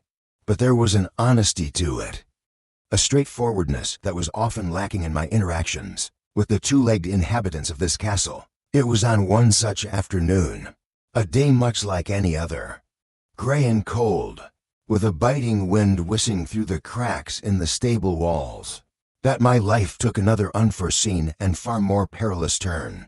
I was in the process of mucking out the stall belonging to Sir Reginald, a knight of the Count's household whose own horse was a nervous, flighty creature prone to kicking if approached too suddenly. My attention was focused on the rhythmic scrape of my pitchfork against the stone floor, my mind perhaps wandering to the shapes of letters Elms had described, or wondering if Cook Agnes might have a forgotten heel of bread to spare. The main section of the stables was bustling with its usual activity: grooms currying horses, stable hands hauling fresh straw, the clatter of hooves on cobblestones, but I was working in a more secluded section. A row of older, less frequently used stalls at the far end, near the great, creaking doors that led out to the seldom used postern gate. It was generally a quiet spot, which was why I sometimes preferred it. Despite the deeper gloom and the more pervasive dampness, I was vaguely aware of voices approaching, muffled at first, then growing clearer. This, in itself, was not unusual. Knights or squires often came to inspect their mounts, but there was a hushed, conspiratorial tone to these voices that snagged my attention, a certain guarded quality that was different from the usual boisterous stable chatter. Peeking cautiously round the edge of Sir Reginald's stall, I saw 3 figures enter this quiet section, their forms silhouetted against the weak light filtering in from the main stable yard. The first, portly and imperious even in the dimness, was unmistakably Count Alaric himself. The second, taller, clad in the dark, sober robes of a high-ranking churchman, was Bishop Theron, a frequent, if not always welcome, visitor to Grimstone, a man whose piety was often rumored to be less profound than his ambition. He had a way of looking down his long, thin nose that made even the Count seem to squirm. But it was the third figure that truly sent a prickle of unease down my spine. He was wrapped in a dark, heavy cloak, its hood pulled low, obscuring his face. He moved with a silent, almost predatory grace, and there was an aura about him, an indefinable sense of menace, that made the hairs on the back of my neck stand on end. He was a stranger, certainly not one of Grimstone's familiar retainers, nor did he carry the bearing of an openly visiting noble. This was the Segig Trong Bong Tsi, the shadowy messenger from the chapter's ominous promise. I felt with a sudden, cold certainty they stopped not far from where I was, near a stack of old, disused feed bins, clearly believing themselves to be unobserved in this quieter part of the stables. Perhaps they assumed any stable boy present would be too dull-witted, or too terrified to pay them any mind. They were half right. I was certainly terrified. Is this place secure enough for our discourse? My Lord Count Bishop Theron's voice was a low, silken murmur, yet it carried an edge of command. As secure as any in this damnable castle. Your Grace, the Count replied, his own voice uncharacteristically subdued. The walls have ears, as they say. But here, at least, the ears are mostly long and furry, and more interested in notes than in affairs of state. He chuckled. A short, nervous bark that held no humor. The hooded stranger said nothing, merely inclining his head slightly, a gesture that somehow managed to be both deferential and deeply unsettling. My heart began to pound. I should have made my presence known, coughed, or rattled my pitchfork, but I was frozen, trapped between the fear of discovery and a sudden, overwhelming, and deeply unwise curiosity. I shrank back further into the shadows of the stall, praying that Sir Reginald's nervous shifting would cover any small sound I might make. Their voices dropped lower, and I had to strain to catch their words, which drifted towards me in fragments, like scraps of dark, poisonous cloth carried on the wind. The timing must be precise, the hooded man was saying, his voice a low, gravelly whisper that seemed to absorb the light. His Majesty's journey to the northern marches, an opportunity that will not present itself again soon. The king. My blood ran cold. What business had these 3 with the king's journey? The levies are already causing unrest amongst the commons, Bishop Theron interjected, his tone smooth and reasonable, yet with an undercurrent I couldn't quite decipher. This new salt tax, it will be the final straw. The people are stretched to their limit. A spark is all that is needed. I had heard the grumblings in the village, the bitter complaints from my own parents before. Salt was life. To tax it so heavily was to squeeze the very breath from the poor. But what did this have to do with the king's journey? And you are certain of your associates? My Lord Count, the hooded man pressed, turning his shadowed face towards Alaric. Their loyalty. Their discretion. A semblance of his usual bluster returning. They are loyal to me. And to the cause. They understand what is at stake. The realm groans under this tyrant's misrule. His removal is not merely desirable. It is a patriotic necessity. A service to God and country. Tyrant. The words echoed in my mind, each one more terrifying than the last. My innocent eavesdropping had stumbled into something far darker, far more dangerous than I could ever have imagined. This was not just castle gossip or petty intrigue. This was something else entirely. The term you are looking for, my Lord Count Bishop Theron said, his voice's silken caress that nevertheless sent a shiver down my spine, is Finquak. Treason. A word best not spoken too loudly. Even amongst friends he smiled. A thin, reptilian stretching of his lips that held no warmth. But yes, a necessity. For the good of the realm. Of course. And for the glory of the Church, which has suffered much under His Majesty's unorthodox interpretations of Scripture and his rather cavalier attitude towards our ancient tithes. Kitvua. Kill the king. The words exploded in my head like a thunderclap. I clapped a hand over my own mouth to stifle a gasp. My eyes wide with a terror that threatened to paralyze me. These men, these powerful, respected figures, a count, a bishop, were plotting to kill King William. Our king. God's anointed sovereign. It was unthinkable. Monstrous. I must have made some small sound or rustle of straw. A catch of breath for at that moment. Sir Reginald, the horse in whose stall I was so precariously hidden, snorted loudly and stamped an impatient hoof. The three figures froze. What was that the hooded man hissed? His head snapping up, his unseen gaze seeming to pierce the very shadows where I cowered. Likely just a rat, or one of these damnable stable boys, Count Alaric said, though his voice held a new note of anxiety. This place is riddled with them. He took a step towards my stall. My heart leaped into my throat. I was trapped. If they found me, if they knew I had heard, my life wouldn't be worth a handful of rotten oats. I pressed myself against the rough wooden planks of the stall, trying to make myself smaller, invisible, scarcely daring to breathe. The smell of horse manure, usually so repellent, now felt like a comforting, concealing blanket. The Count peered into the gloom. I could see the outline of his portly figure, the glint of a jewel on his hand. Sir Reginald, perhaps sensing my terror, or merely annoyed by the intrusion, shifted restlessly, nudging the Count with his flank. Curse this beast, Alaric muttered, stepping back. Number. It is nothing. As I was saying, the route through the Blackwood Pass is lightly guarded. My men will be in position. Outlining more details of their nefarious plot. But his words were a blur to me now. My mind was consumed by the sheer, overwhelming terror of my near discovery. I had been a breath away from death. A hair's breadth from being unmasked as an unwilling witness to high treason.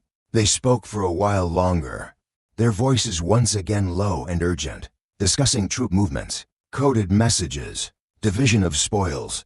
It seemed.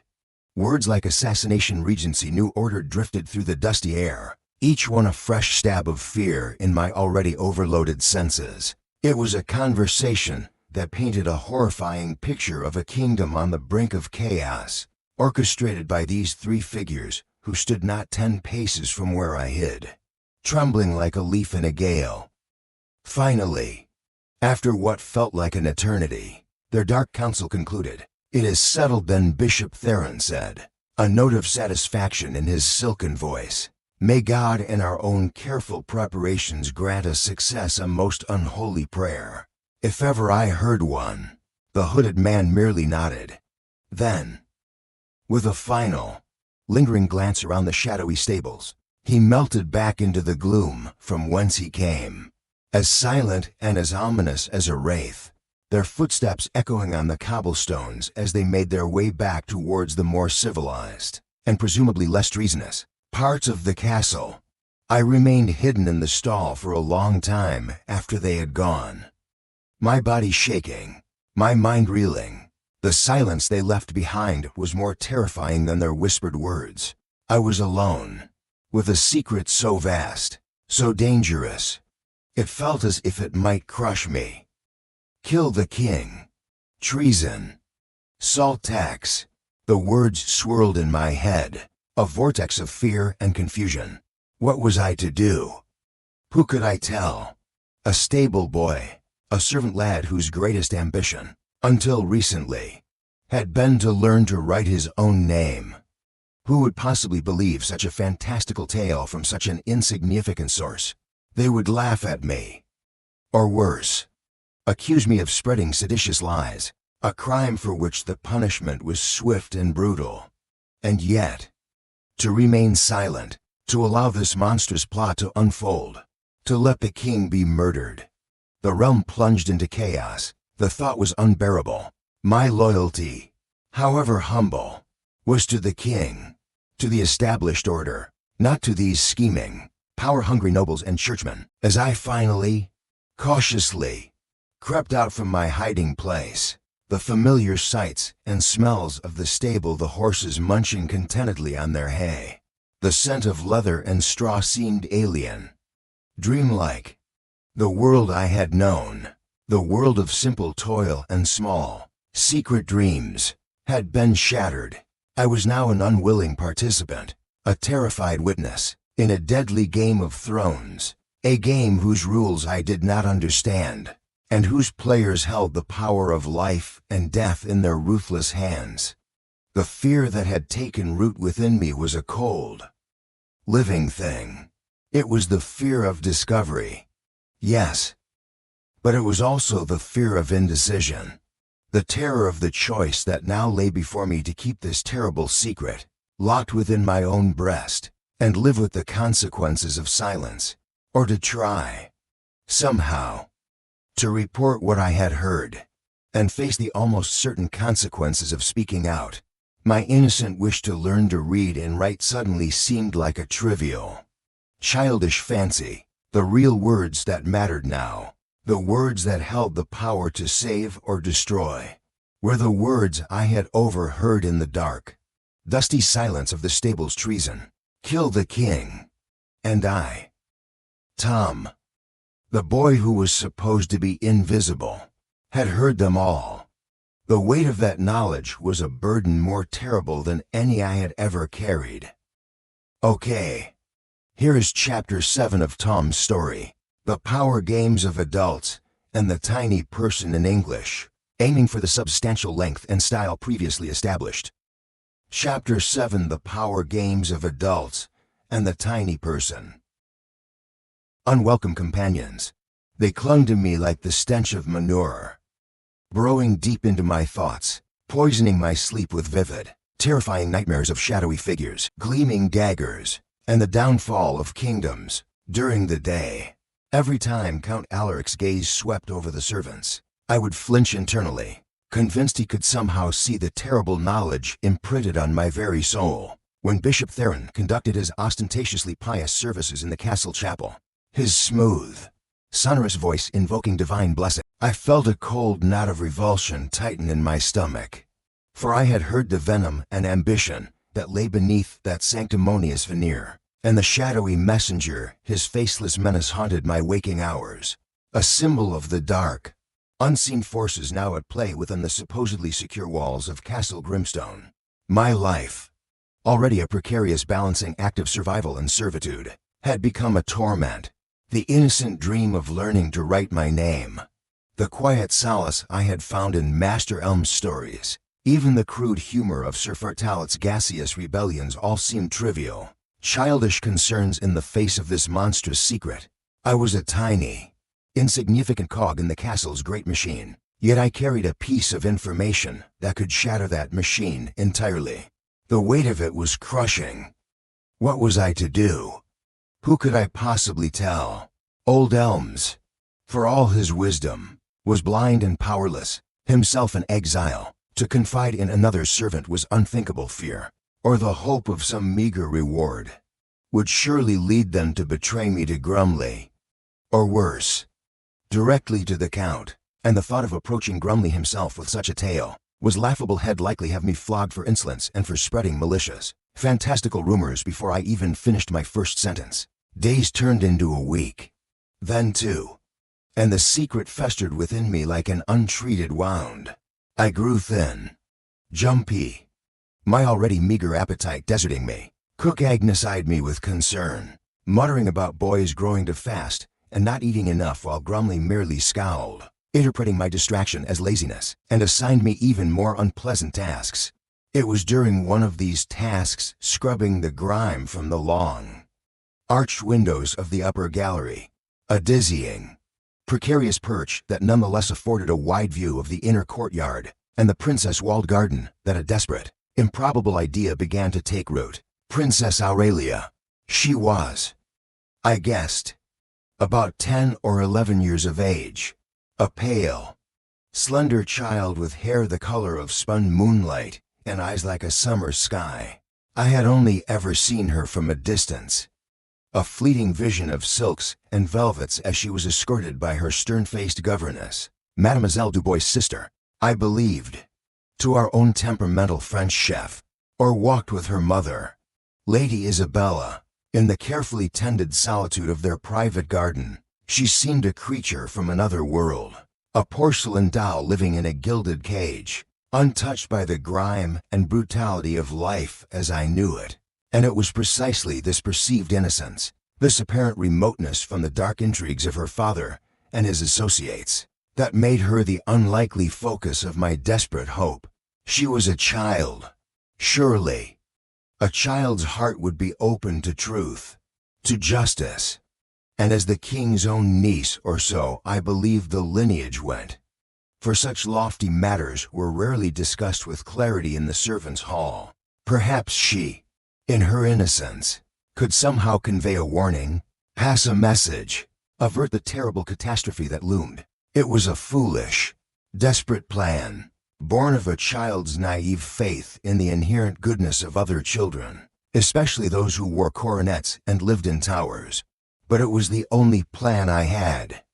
From that day forward, my observations of Princess Aurelia took on a new, urgent intensity. I learned her routines, as much as a lowly servant boy could. Her morning lessons with Mademoiselle Dubois in the solar, her afternoon walks in the walled garden, usually accompanied by a yapping lapdog and the ever-vigilant governess, her occasional appearances at formal meals in the great hall, a small, silent figure almost lost amidst the grandeur and the clamor of adult conversation. She seemed a lonely child. I rarely saw her laugh with unrestrained joy. Her smiles were small, polite, carefully measured. She moved with a grace that was clearly tutored, her every gesture seemingly prescribed by the rigid etiquette of her station. But sometimes, when she thought no one was watching, I would see a flicker of something else in her eyes, a wistfulness, a curiosity, a longing, perhaps, for a freedom she would never know.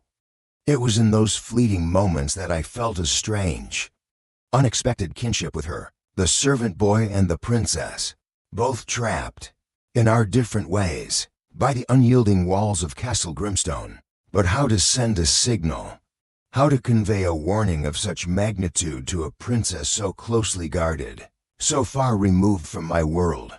I could not simply approach her and speak. Mademoiselle Dubois would have me flayed for such impertinence. A written note was out of the question. My own literacy extended only to the shaky, charcoal rendering of Tom, and even if I could write more, how would I get it to her without it being intercepted? My first attempts were clumsy, born of desperation. Once, knowing she would pass through the rose arbor on her afternoon walk, I hastily scratched a crude drawing onto a smooth piece of bark with a sharp stone a crown, with a serpent coiled around it.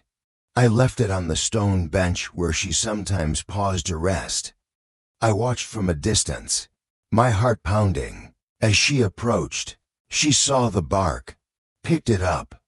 A flicker of curiosity in her eyes. Mademoiselle Dubois, however, ever vigilant, swiftly plucked it from her hand, glanced at it with disdain, and tossed it into the bushes, muttering something about the vulgar scribblings of idle hands. My first signal had been intercepted and dismissed as rubbish. Another time, I tried to use the language of flowers, a garbled version of which I had once overheard cook Agnes discussing with one of the kitchen maids. I left a small, wilting sprig of nightshade which I knew, from old elms, to be poisonous, though I certainly didn't intend that meaning near a path I knew she would take, hoping its dark, ominous beauty might somehow convey a sense of danger. She didn't even notice it.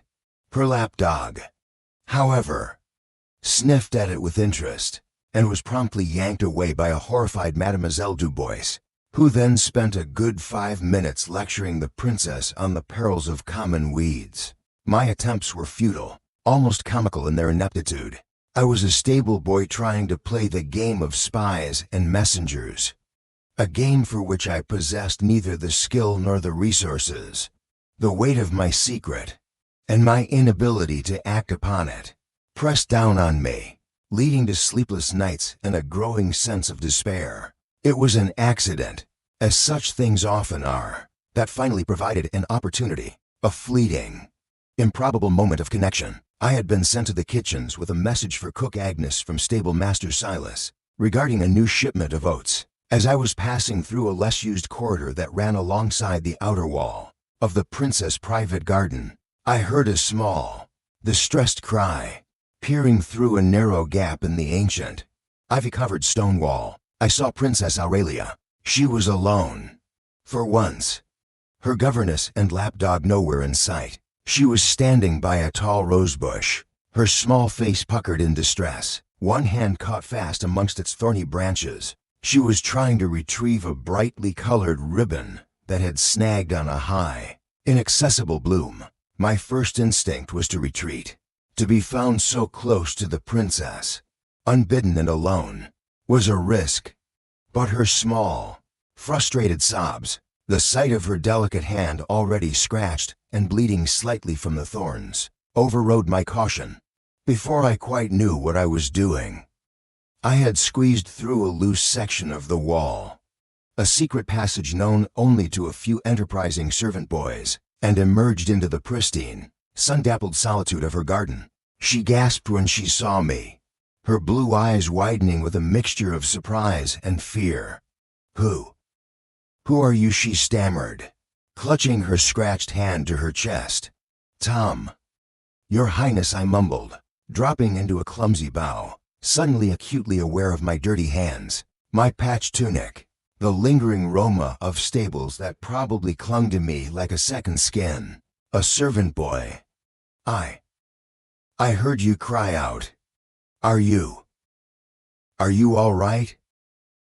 Her initial fear giving way to a child's curiosity. "My ribbon," she said, pointing a delicate finger towards the offending rosebush.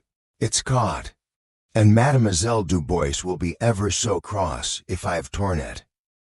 It was a gift from Aunt Matilda." Then at the thorns, If your Highness will permit me," I asked. My hands, though calloused and grimy, were nimble from years of mending harnesses and unknotting ropes. Carefully, patiently, I worked the silken ribbon free from the thorny entanglement, my fingers moving with a gentleness that surprised even myself. I presented it to her with another awkward bow. "Oh, thank you," she breathed, her face breaking into a genuine, relieved smile, a smile that transformed her from a remote, porcelain princess into a simple, grateful child. "You were ever so clever to get it free." "Your Highness," I mumbled, my cheeks burning.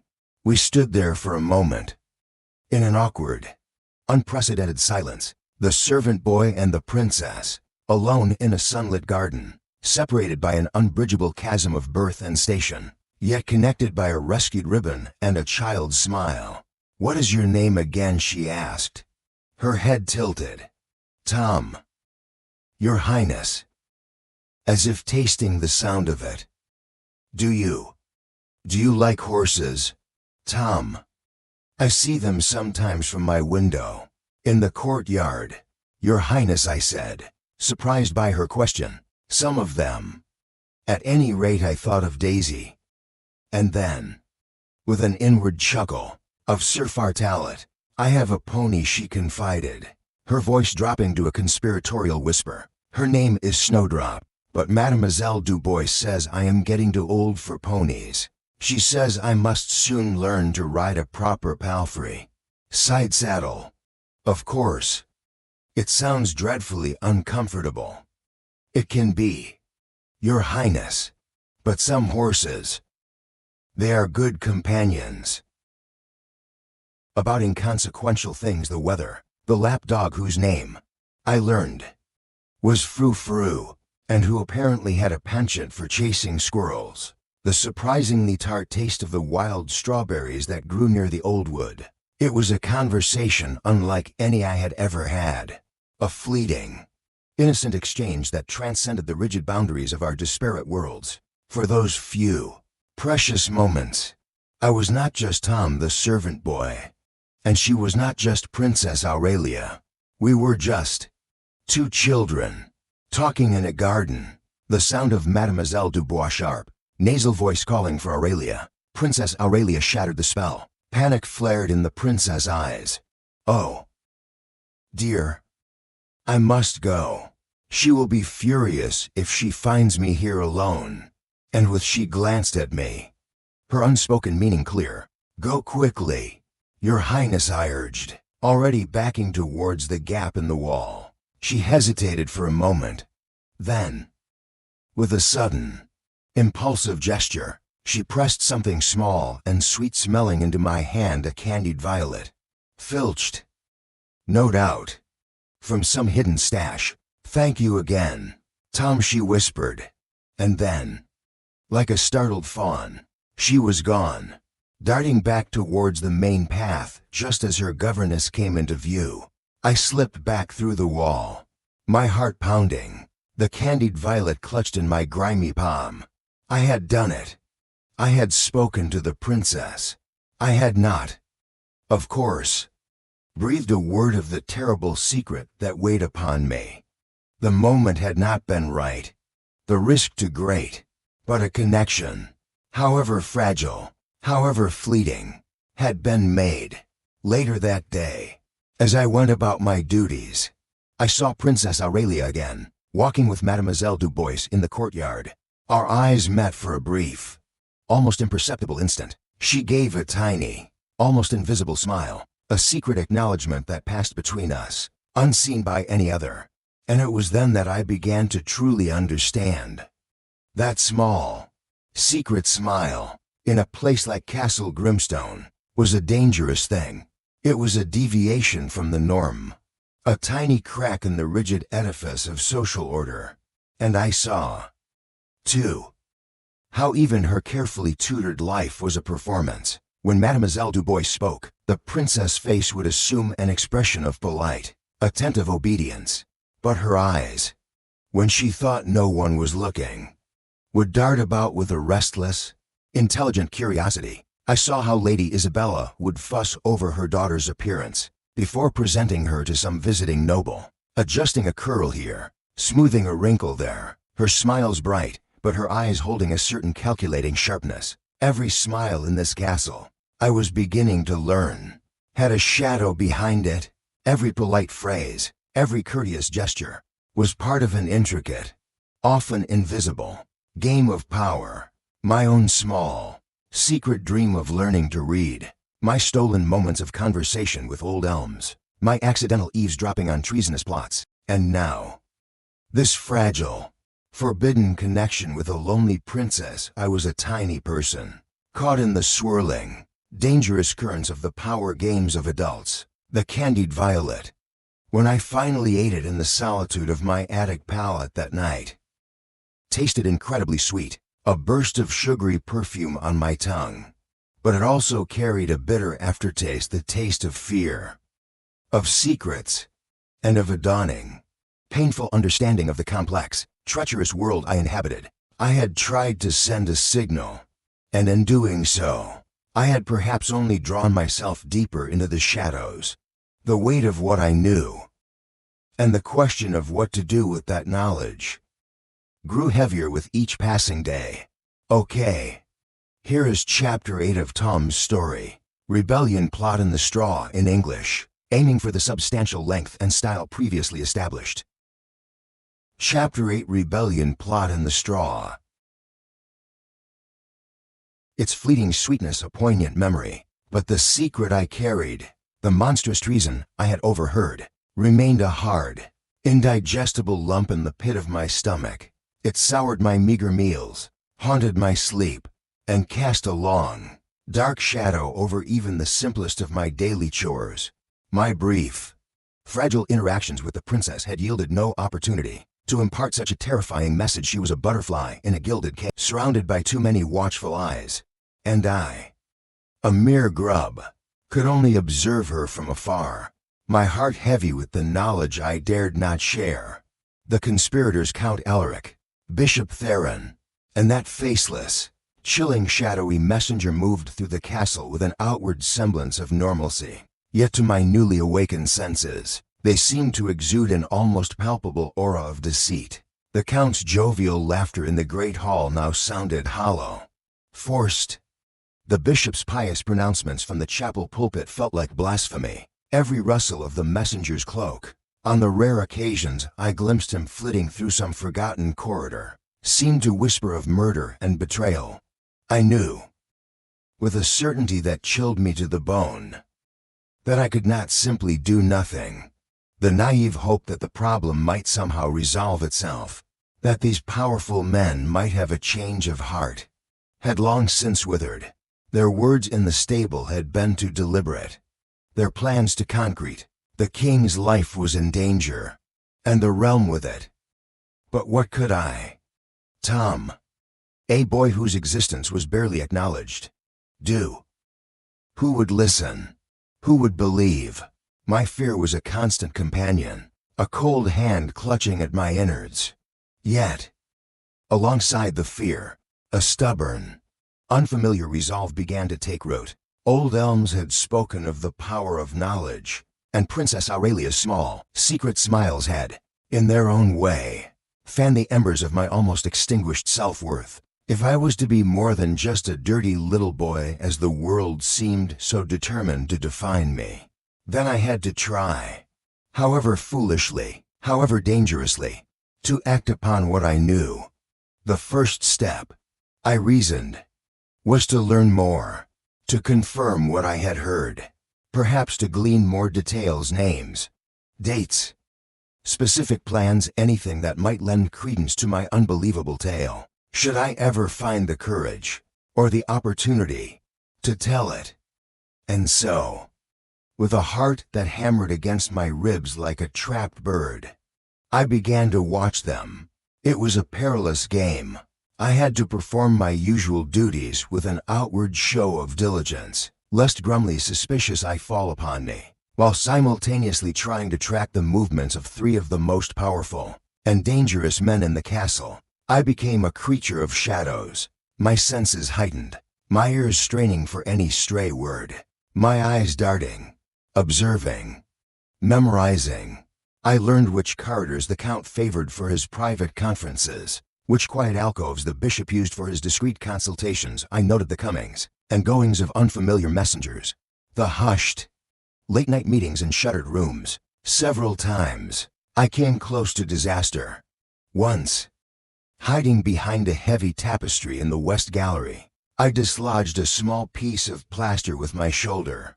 It fell with a soft thud that sounded, to my terrified ears, as loud as a thunderclap. The Count and the bishop, who had been speaking in low, urgent tones nearby, froze. I held my breath, convinced I was discovered, but after a tense moment, they resumed their conversation, attributing the sound to the castle's ancient, groaning timbers. My opportunity, or rather, my descent into even deeper peril, came a few days later. I had learned, through a snippet of conversation between two gossiping kitchen maids, that the shadowy messenger was due to meet with Count Alaric again.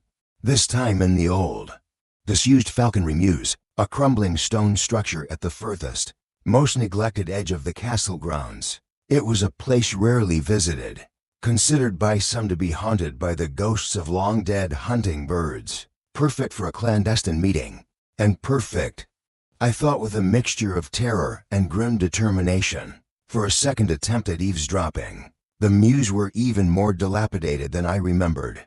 The roof sagged, many of the perches had collapsed, and the air was thick with the smell of damp stone, decaying wood, and the droppings of generations of pigeons who had taken up residence, in the absence of nobler raptors. Hay, old and musty, lay scattered across the earthen floor, providing 1,000 potential hiding places and 1,000 potential rustling betrayals. I arrived well before the appointed time, my heart a frantic drum against my ribs. I found what I hoped was a secure hiding place, a deep, shadowed recess behind a stack of old, broken nesting boxes, partially concealed by a curtain of ancient, cobweb-laden straw.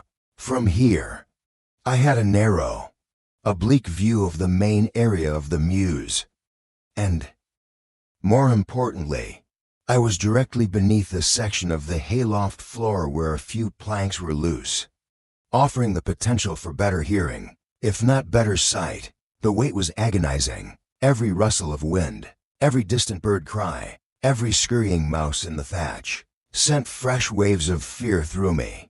What if they chose a different spot? What if they discovered me before they even began to speak? What if my courage failed me, and I sneezed or coughed at a crucial moment?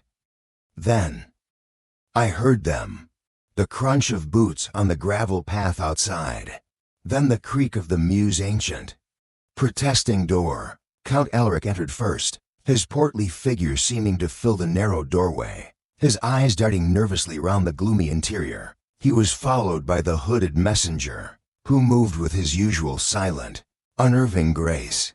Bishop Theron, it seemed, was not part of this particular assignation.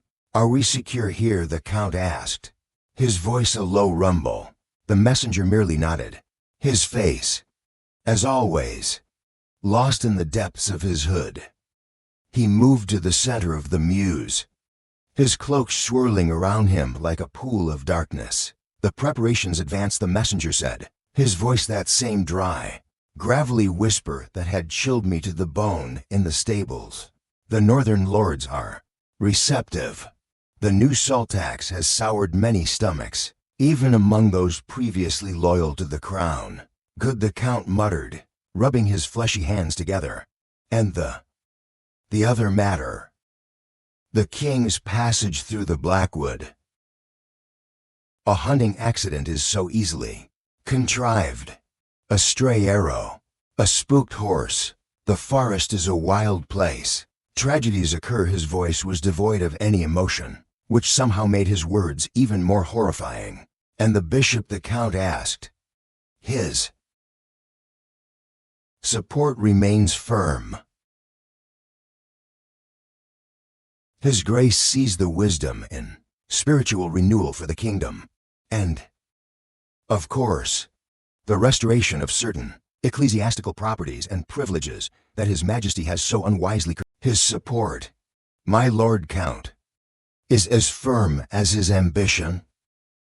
Their words painting an ever clearer, ever more terrifying picture of their treasonous design. They spoke of specific routes, of men who could be trusted, of gold to be distributed to sway wavering loyalties. They spoke of the chaos that would follow the king's death, and how they planned to seize power amidst that chaos, to install a new, more pliable monarch, perhaps even the Count himself, or a regent council heavily influenced by Bishop Theron and their shadowy allies. I listened, my blood running cold, my mind struggling to absorb the enormity of their betrayal. This was not just talk, this was a detailed, cold-blooded plan to plunge the entire kingdom into war and chaos, all for their own power and enrichment. And then, disaster. A rat, disturbed by my presence, or perhaps merely emboldened by the stillness, chose that precise moment to scurry across a loose beam directly above my head. It dislodged a small shower of dust and a few pieces of dried straw, which rained down into the space between me and the conspirators. Both men froze. What in the blazes was that? The Count yelped, his hand flying to the hilt of the dagger at his belt. The hooded messenger did not speak, but his head snapped up, his unseen gaze fixing directly on the area of the hayloft just above my hiding place. I could feel those eyes, even though I could not see them, burning into me. My heart stopped. This was it. I was discovered. I squeezed my eyes shut, expecting at any moment to hear the scrape of boots on a ladder, to feel a rough hand drag me from my hiding place. The silence stretched, taut and terrible, likely just the wind through these damnable holes in the roof. The Count said finally, though his voice was shaky, or more of those blasted pigeons. "This place is falling apart." His voice still a low, chilling whisper, but he did not sound convinced. He took a step towards the rickety ladder that led up to the hayloft. It might bear investigation. Panic, stark and absolute, clawed at my throat. I had to move. I had to escape. But where? The only way out of my recess was back into the main area of the mews, directly into their path, as the messenger placed a foot on the first rung of the ladder. There was a sudden, loud crash from outside the mews, the distinct sound of something heavy, like a stack of firewood, toppling over. It was followed by a string of curses in a familiar, gravelly voice. Stable Master Silas. By the sound of it, probably having tripped over something in the dim light, the messenger froze on the ladder. Count Alaric jumped, startled. "What now?" he exclaimed. "It would seem," the messenger said, his voice dry, "that we are not as alone as we had hoped." He slowly withdrew his foot from the ladder. "Perhaps it would be prudent to conclude our business elsewhere, my lord. This place has too many ears, feathered or otherwise." Clearly unnerved, readily agreed. Yes, you are right. The old armory. Then, at moonrise. And then, as silently as they had arrived, they were gone, leaving me alone in the dusty, cobweb-laden silence of the mews, my body shaking uncontrollably, my heart still pounding a frantic tattoo against my ribs. I had been saved by a clumsy stable master and a pile of falling firewood. A ridiculous, improbable reprieve, but my relief was short-lived, quickly replaced by a renewed wave of terror. I had been seen, or at least, my general hiding area had been identified. They knew someone, or something, had been in the hayloft. They were suspicious. They would be more careful now, their meetings more secret, their paranoia heightened. And if they ever connected the disturbance in the mews with Tom, the insignificant stable boy, I knew then that I could not simply carry this secret within me any longer. It was too vast, too dangerous, and my own life, I now realized with a chilling certainty, was forfeit if they ever suspected what I knew.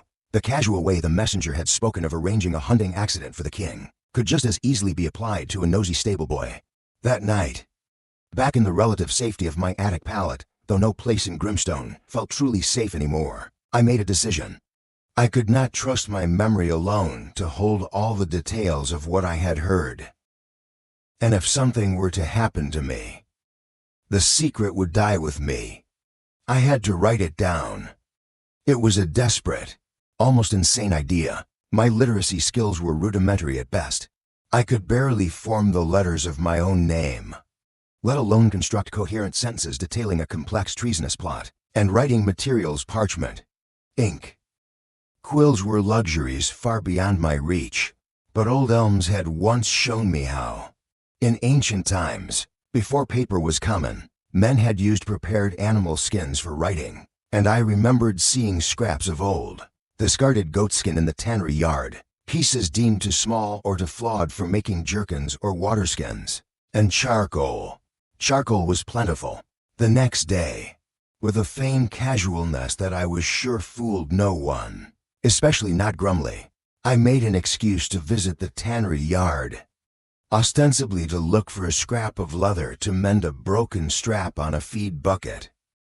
While there, I managed to pilfer a small, relatively clean piece of dried goatskin, about the size of my two hands. It was stiff and uneven, but it would have to do. A charred stick from a cold brazier in the smithy served as my pen. That night, by the light of a single, carefully hoarded candle stub, in the deepest, most secret corner of the stables, amidst the rustling straw and the soft, sighing breaths of the sleeping horses, I began my task. My hand, calloused from toil, trembled as I clutched the charcoal. The letters I formed were crude, misshapen, a child's scrawl. I wrote not in flowing sentences, but in key words, names, fragments of overheard phrases, anything that might preserve the essence of the horrifying truth.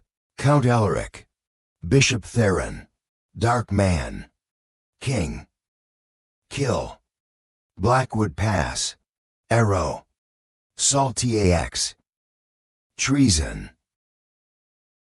Marking the spot where they had stood, where I had hidden, I drew a crown with a serpent coiled around it.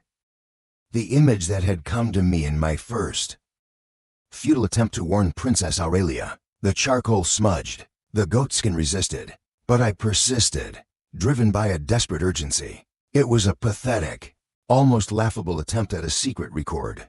If anyone were to find it, they might dismiss it as the meaningless scribblings of a half-wit.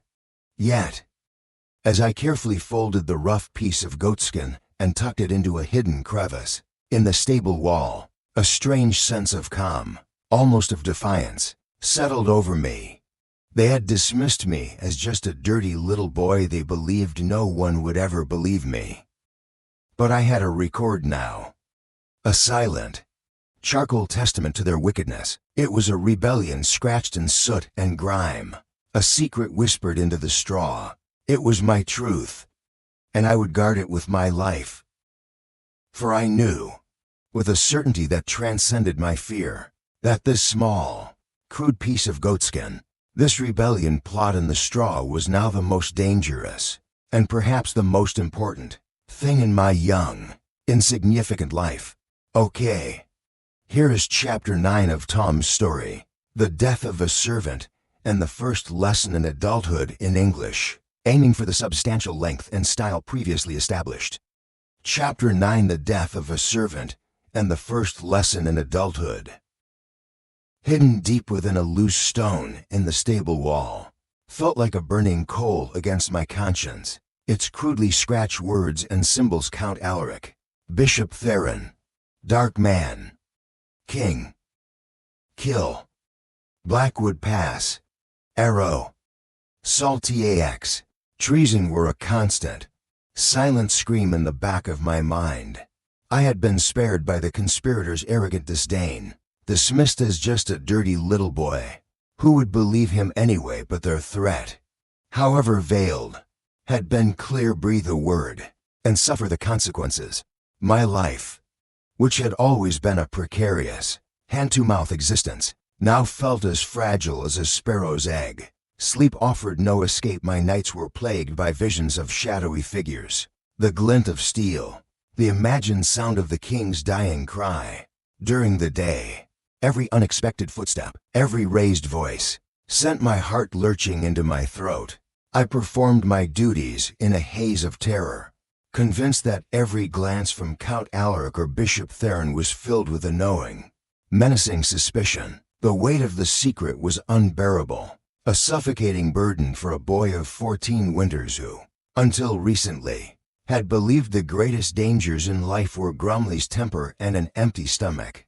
I knew I could not carry this alone.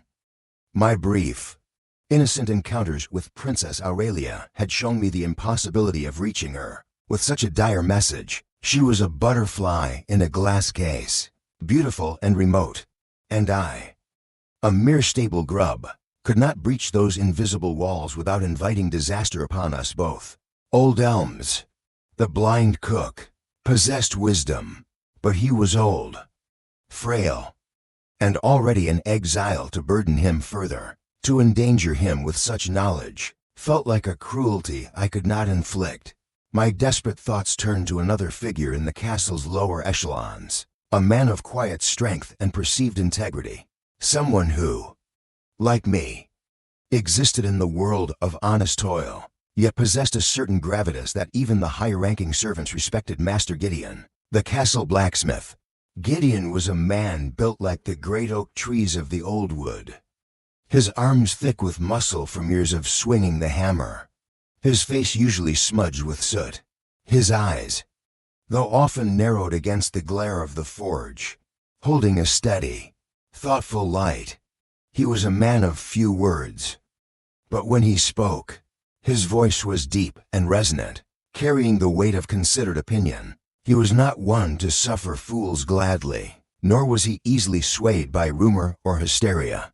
And, most importantly, he had always shown me, in his own gruff way, a measure of kindness, an extra apple from his own small store when I looked particularly famished, a gruff word of advice on mending a broken tool, a silent nod of acknowledgement that made me feel, for a fleeting moment, like something more than just an invisible cog in the castle's machinery. It took me 2 full days to gather the courage. 2 days of wrestling with my fear, of replaying the overheard conversations in my mind, of weighing the terrible risks. Finally, driven by a desperation that gnawed at me more relentlessly than hunger, I sought him out.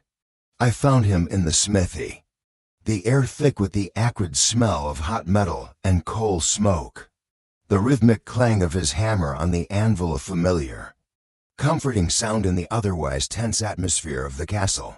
He looked up as I entered, his brow furrowed, his expression one of surprise at my hesitant, unannounced appearance. "Tom, lad," he said, his voice a low rumble, "what brings you to the forge at this hour? Lost a horseshoe, have we?" There was a faint, almost imperceptible twinkle in his eye. My courage almost failed me then. The words caught in my throat, but the image of the king's imagined doom, the memory of the conspirators' cold, ruthless voices, pushed me forward. "Master Gideon," I began, my voice trembling, I have something I must show you. Something terrible."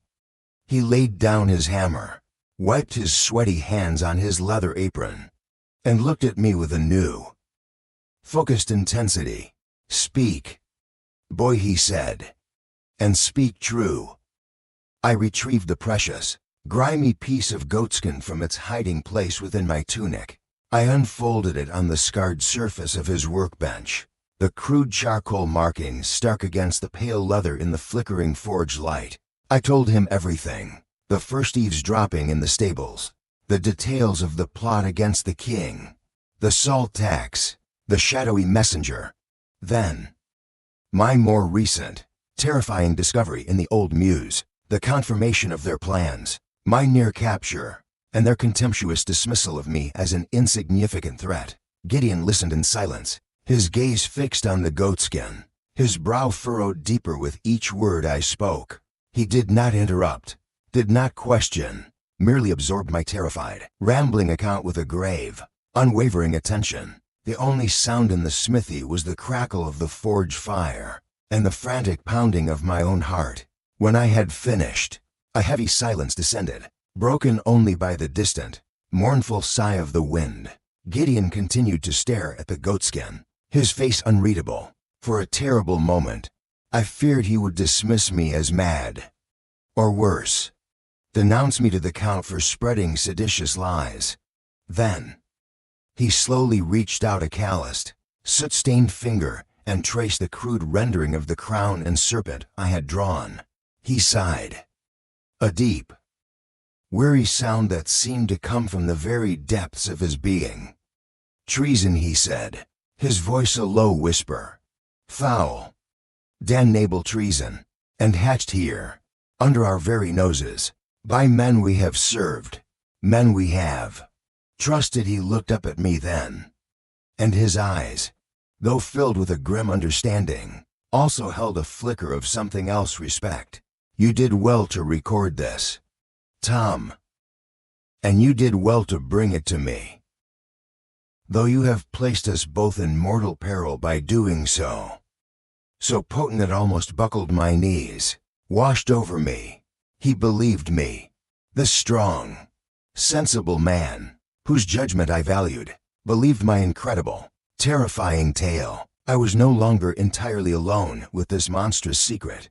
What will we do, Master Gideon? I asked, my voice still shaky. He stroked his grizzled beard, his gaze distant. This is a viper's nest, lad, he said grimly. The Count, the Bishop, these are powerful men, with many loyal retainers. To accuse them openly, with only your word and this boy's scrawl as evidence, they would crush us like insects. We need to be cunning. We need to find a way to get this information to someone who can act upon it. Someone loyal to the king. Someone beyond Alaric's reach. Sir Kellen, an old comrade in arms of his, who lived a day's ride from Grimstone, and who, Gideon believed, still held fealty to the crown above all else. If I can get a message to Kellen, Gideon mused. He has connections at court. He would know who to trust. How to proceed? Perhaps there was a way. Over the next few days, Master Gideon and I met in secret, usually late at night in the deserted smithy. The forge fire banked low, our voices hushed whispers against the rhythmic sigh of the bellows. I worked to keep the embers alive. He questioned me again and again about what I had heard, seeking every detail, every nuance. He studied my crude goatskin map, his brow furrowed in concentration. He was a careful man, methodical, weighing every risk, every possibility. He made a copy of my record on a cleaner piece of parchment. His own hand, though more used to the hammer than the quill. Surprisingly neat. He planned to send a trusted apprentice, young Will, a lad whose family lived in the village near Sir Kellen's small estate, with the message. It was a risk, but less of a risk than Gideon attempting the journey himself, for his absence would surely be noted. The day before young Will was due to depart, I felt a sense of nervous anticipation, a tiny sliver of hope that this nightmare might soon be over. Gideon, too, seemed more optimistic than I had seen him in days, a grim determination replacing the weary caution in his eyes. That evening, I went to the smithy after my duties in the stables were complete, hoping for a final word of reassurance from Gideon before Will's departure. The forge was dark.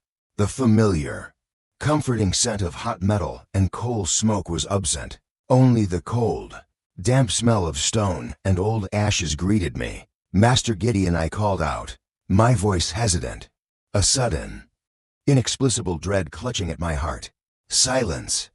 I fumbled for my tinderbox, my hands shaking, and managed to strike a spark, lighting a small rushlight I carried. In its flickering, uncertain glow, the smithy looked wrong.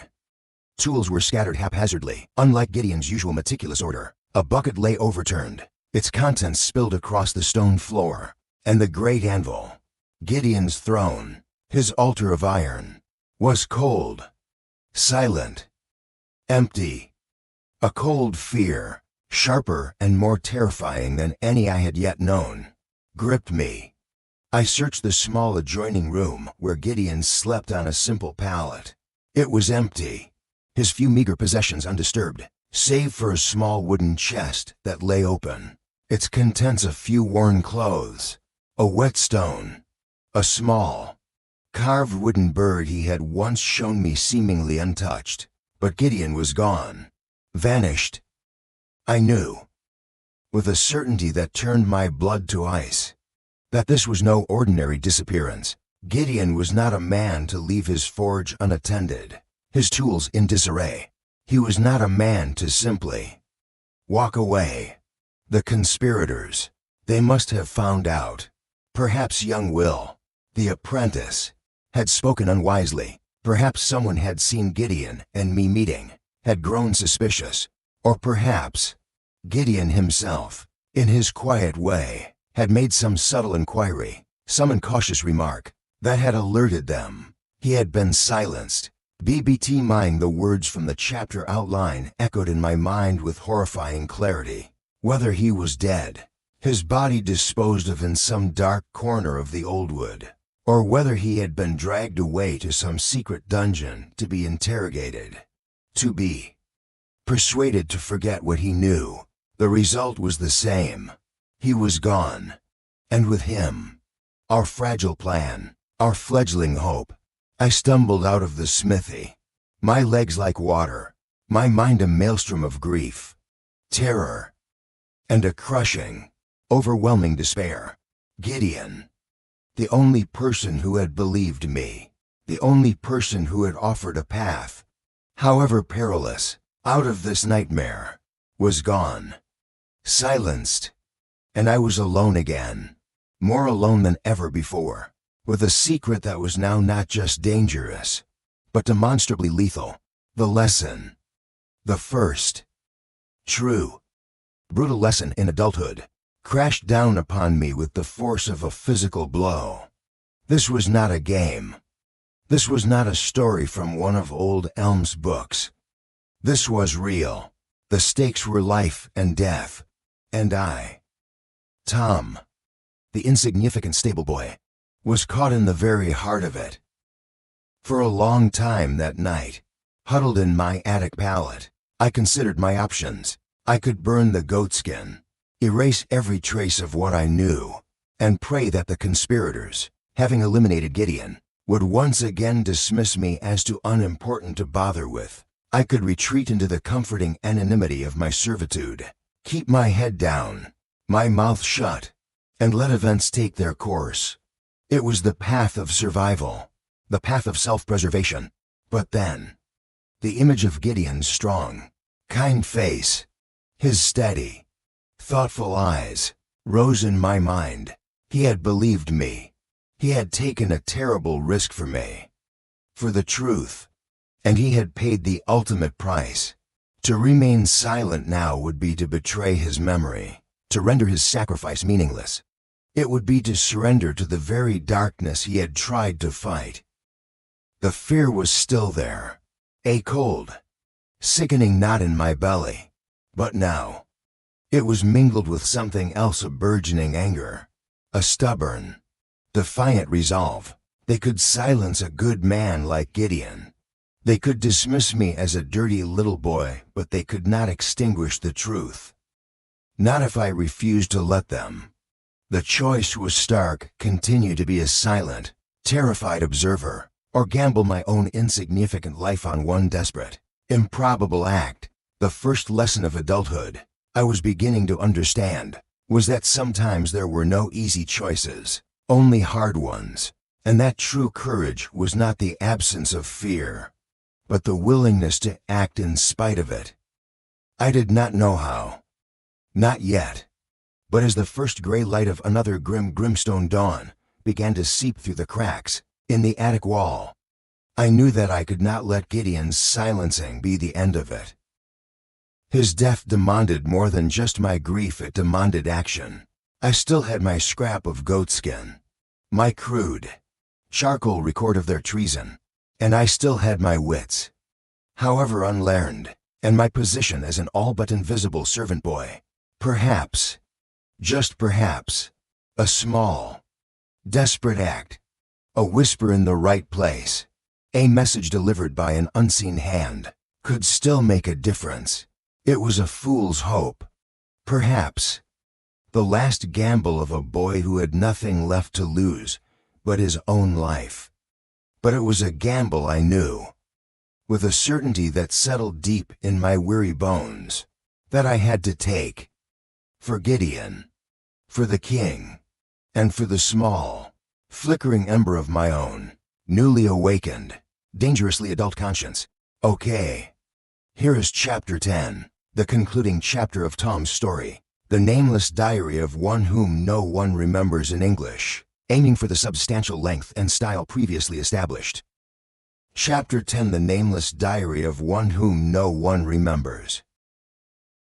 The silence of the pre-dawn attic had been thick with the sour breath of unwashed bodies and the snores of exhausted boys. The silence of the stables after my eavesdropping had thrummed with a terrifying, suffocating fear. The silence of the village after the bell of judgment was the hollow silence of collective shame. But here, in this vast, high-ceilinged chamber, surrounded by towering shelves crammed with the accumulated wisdom and folly of ages, the silence is a living thing, a gentle, rustling presence composed of the whisper of turning pages, the faint sigh of old parchment, and the almost inaudible hum of concentrated thought. It is a silence I have come to cherish, a silence that speaks.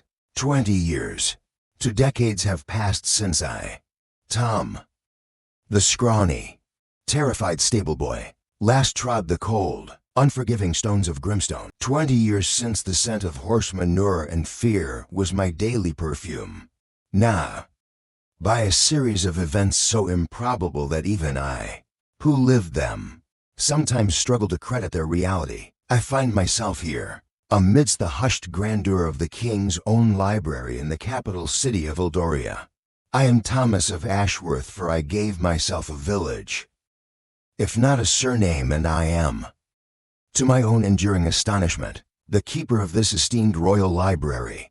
My hands, though still bearing the faint, faded scars of old stable work and the rough calluses from my brief, desperate tutelage under Master Gideon, the blacksmith whose memory I still honor with a silent prayer each night, are now more accustomed to the delicate feel of brittle parchment, the smooth glide of a well-cut quill, the subtle heft of a leather-bound tome.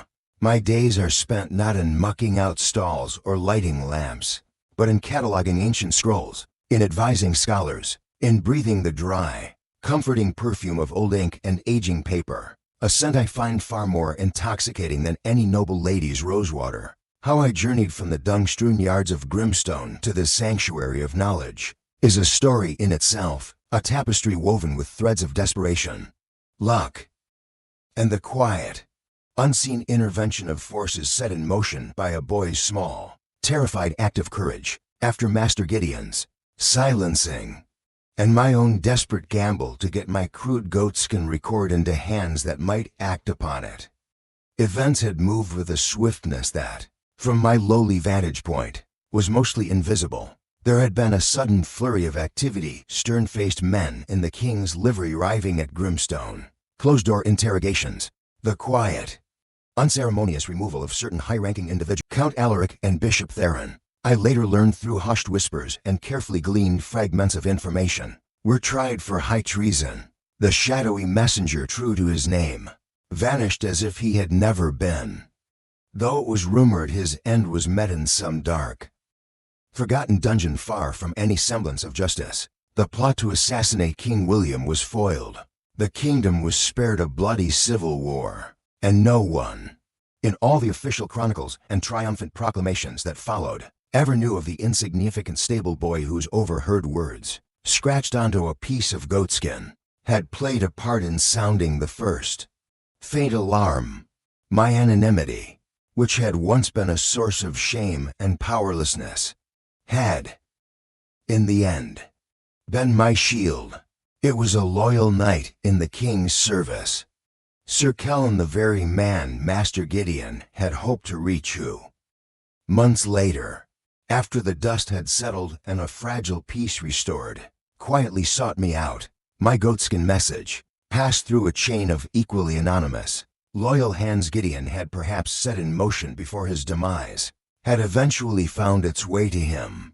He had recognized the urgency, the ring of desperate truth in its crude scrawl. He never revealed to the court how the initial warning had come, protecting his sources, protecting me. But he saw something in the boy who had risked everything, Something perhaps of the hunger for knowledge that old Master Elms had first kindled.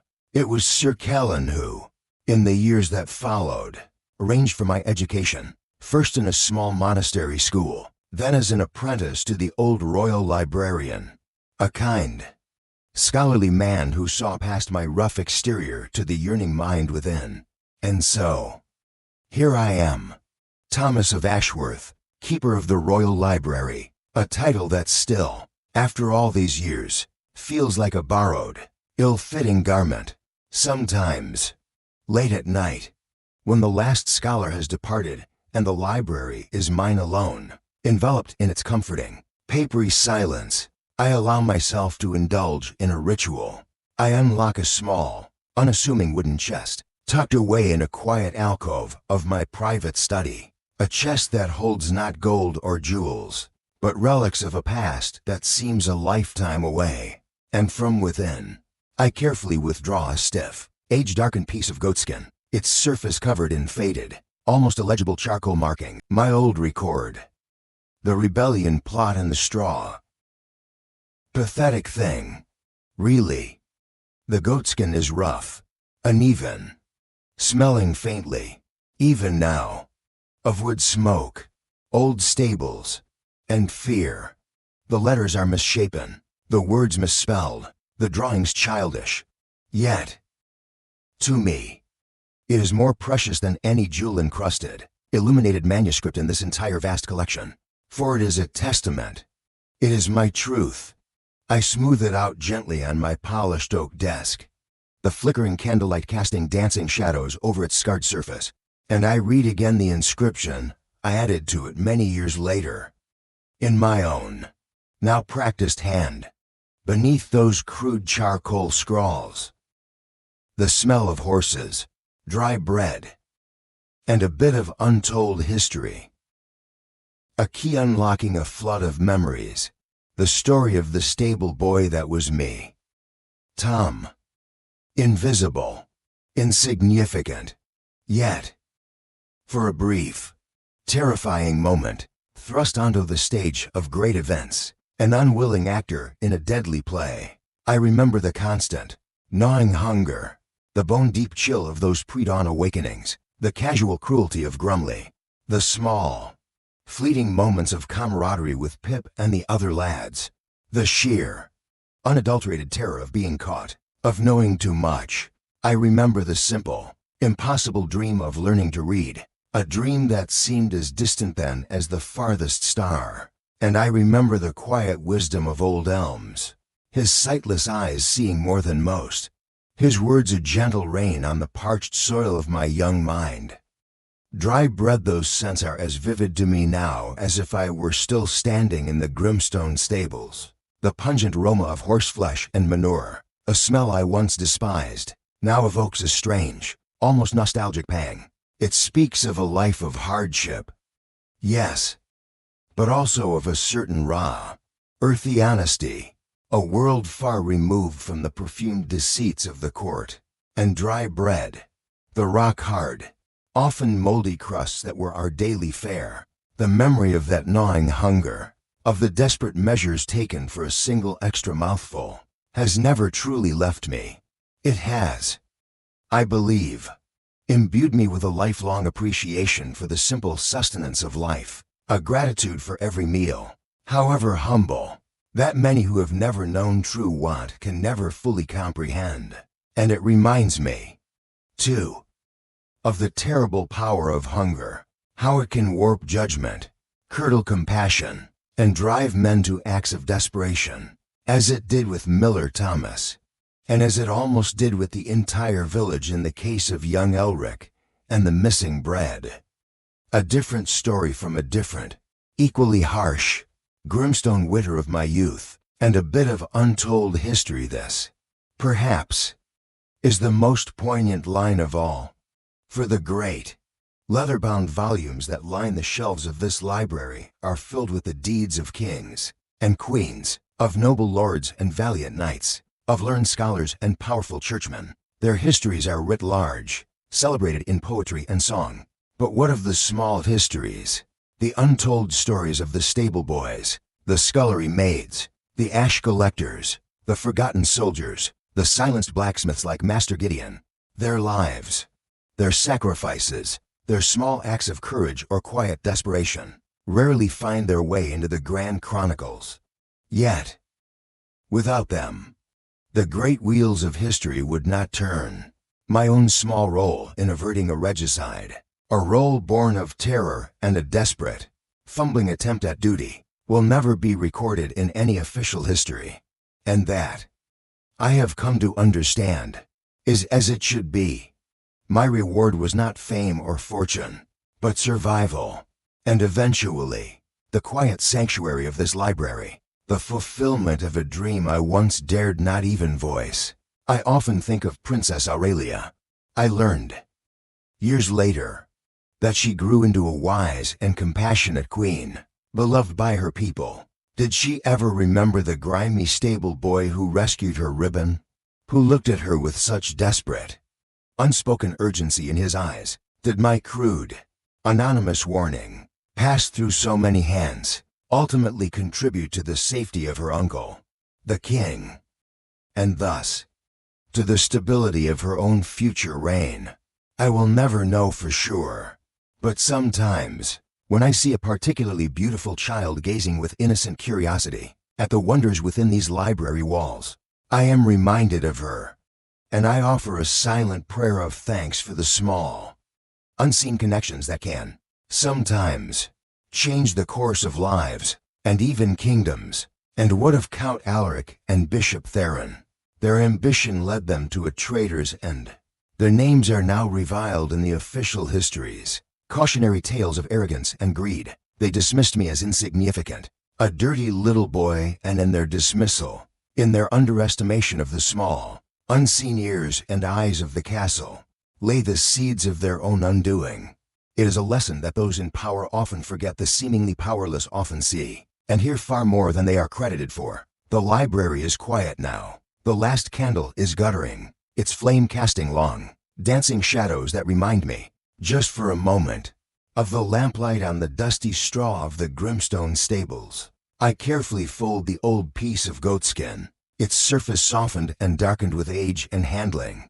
It is, in its own way, a nameless diary, the diary of one whom no one remembers save for myself. But it is also a reminder that history is not just the grand narrative of the powerful, but also the accumulated whispers, the forgotten acts, the silent testimonies of the ordinary. I place it back in its chest, alongside a single, perfectly preserved candied violet, a memento of a fleeting, impossible connection, a reminder that even in the darkest of places, kindness and innocence can sometimes, however briefly, bloom. My name is Thomas of Ashworth. I was once a stable boy, an ash collector, a hauler of water. Now, I am the keeper of the Royal Library. I have exchanged the smell of horses and dry bread for the scent of ancient parchment and old ink. But the lessons I learned in the shadows of Castle Grimstone, lessons of survival, of fear, of courage, of the terrible weight of secrets, and of the enduring power of a single, whispered truth, these are the lessons that have truly shaped my life. And these are the bits of untold history that I, in the silence of this vast repository of knowledge, will continue to remember and to cherish. For every story, however humble, however hidden, has its own unique and irreplaceable place in the grand, sprawling, and often surprising tapestry of the world.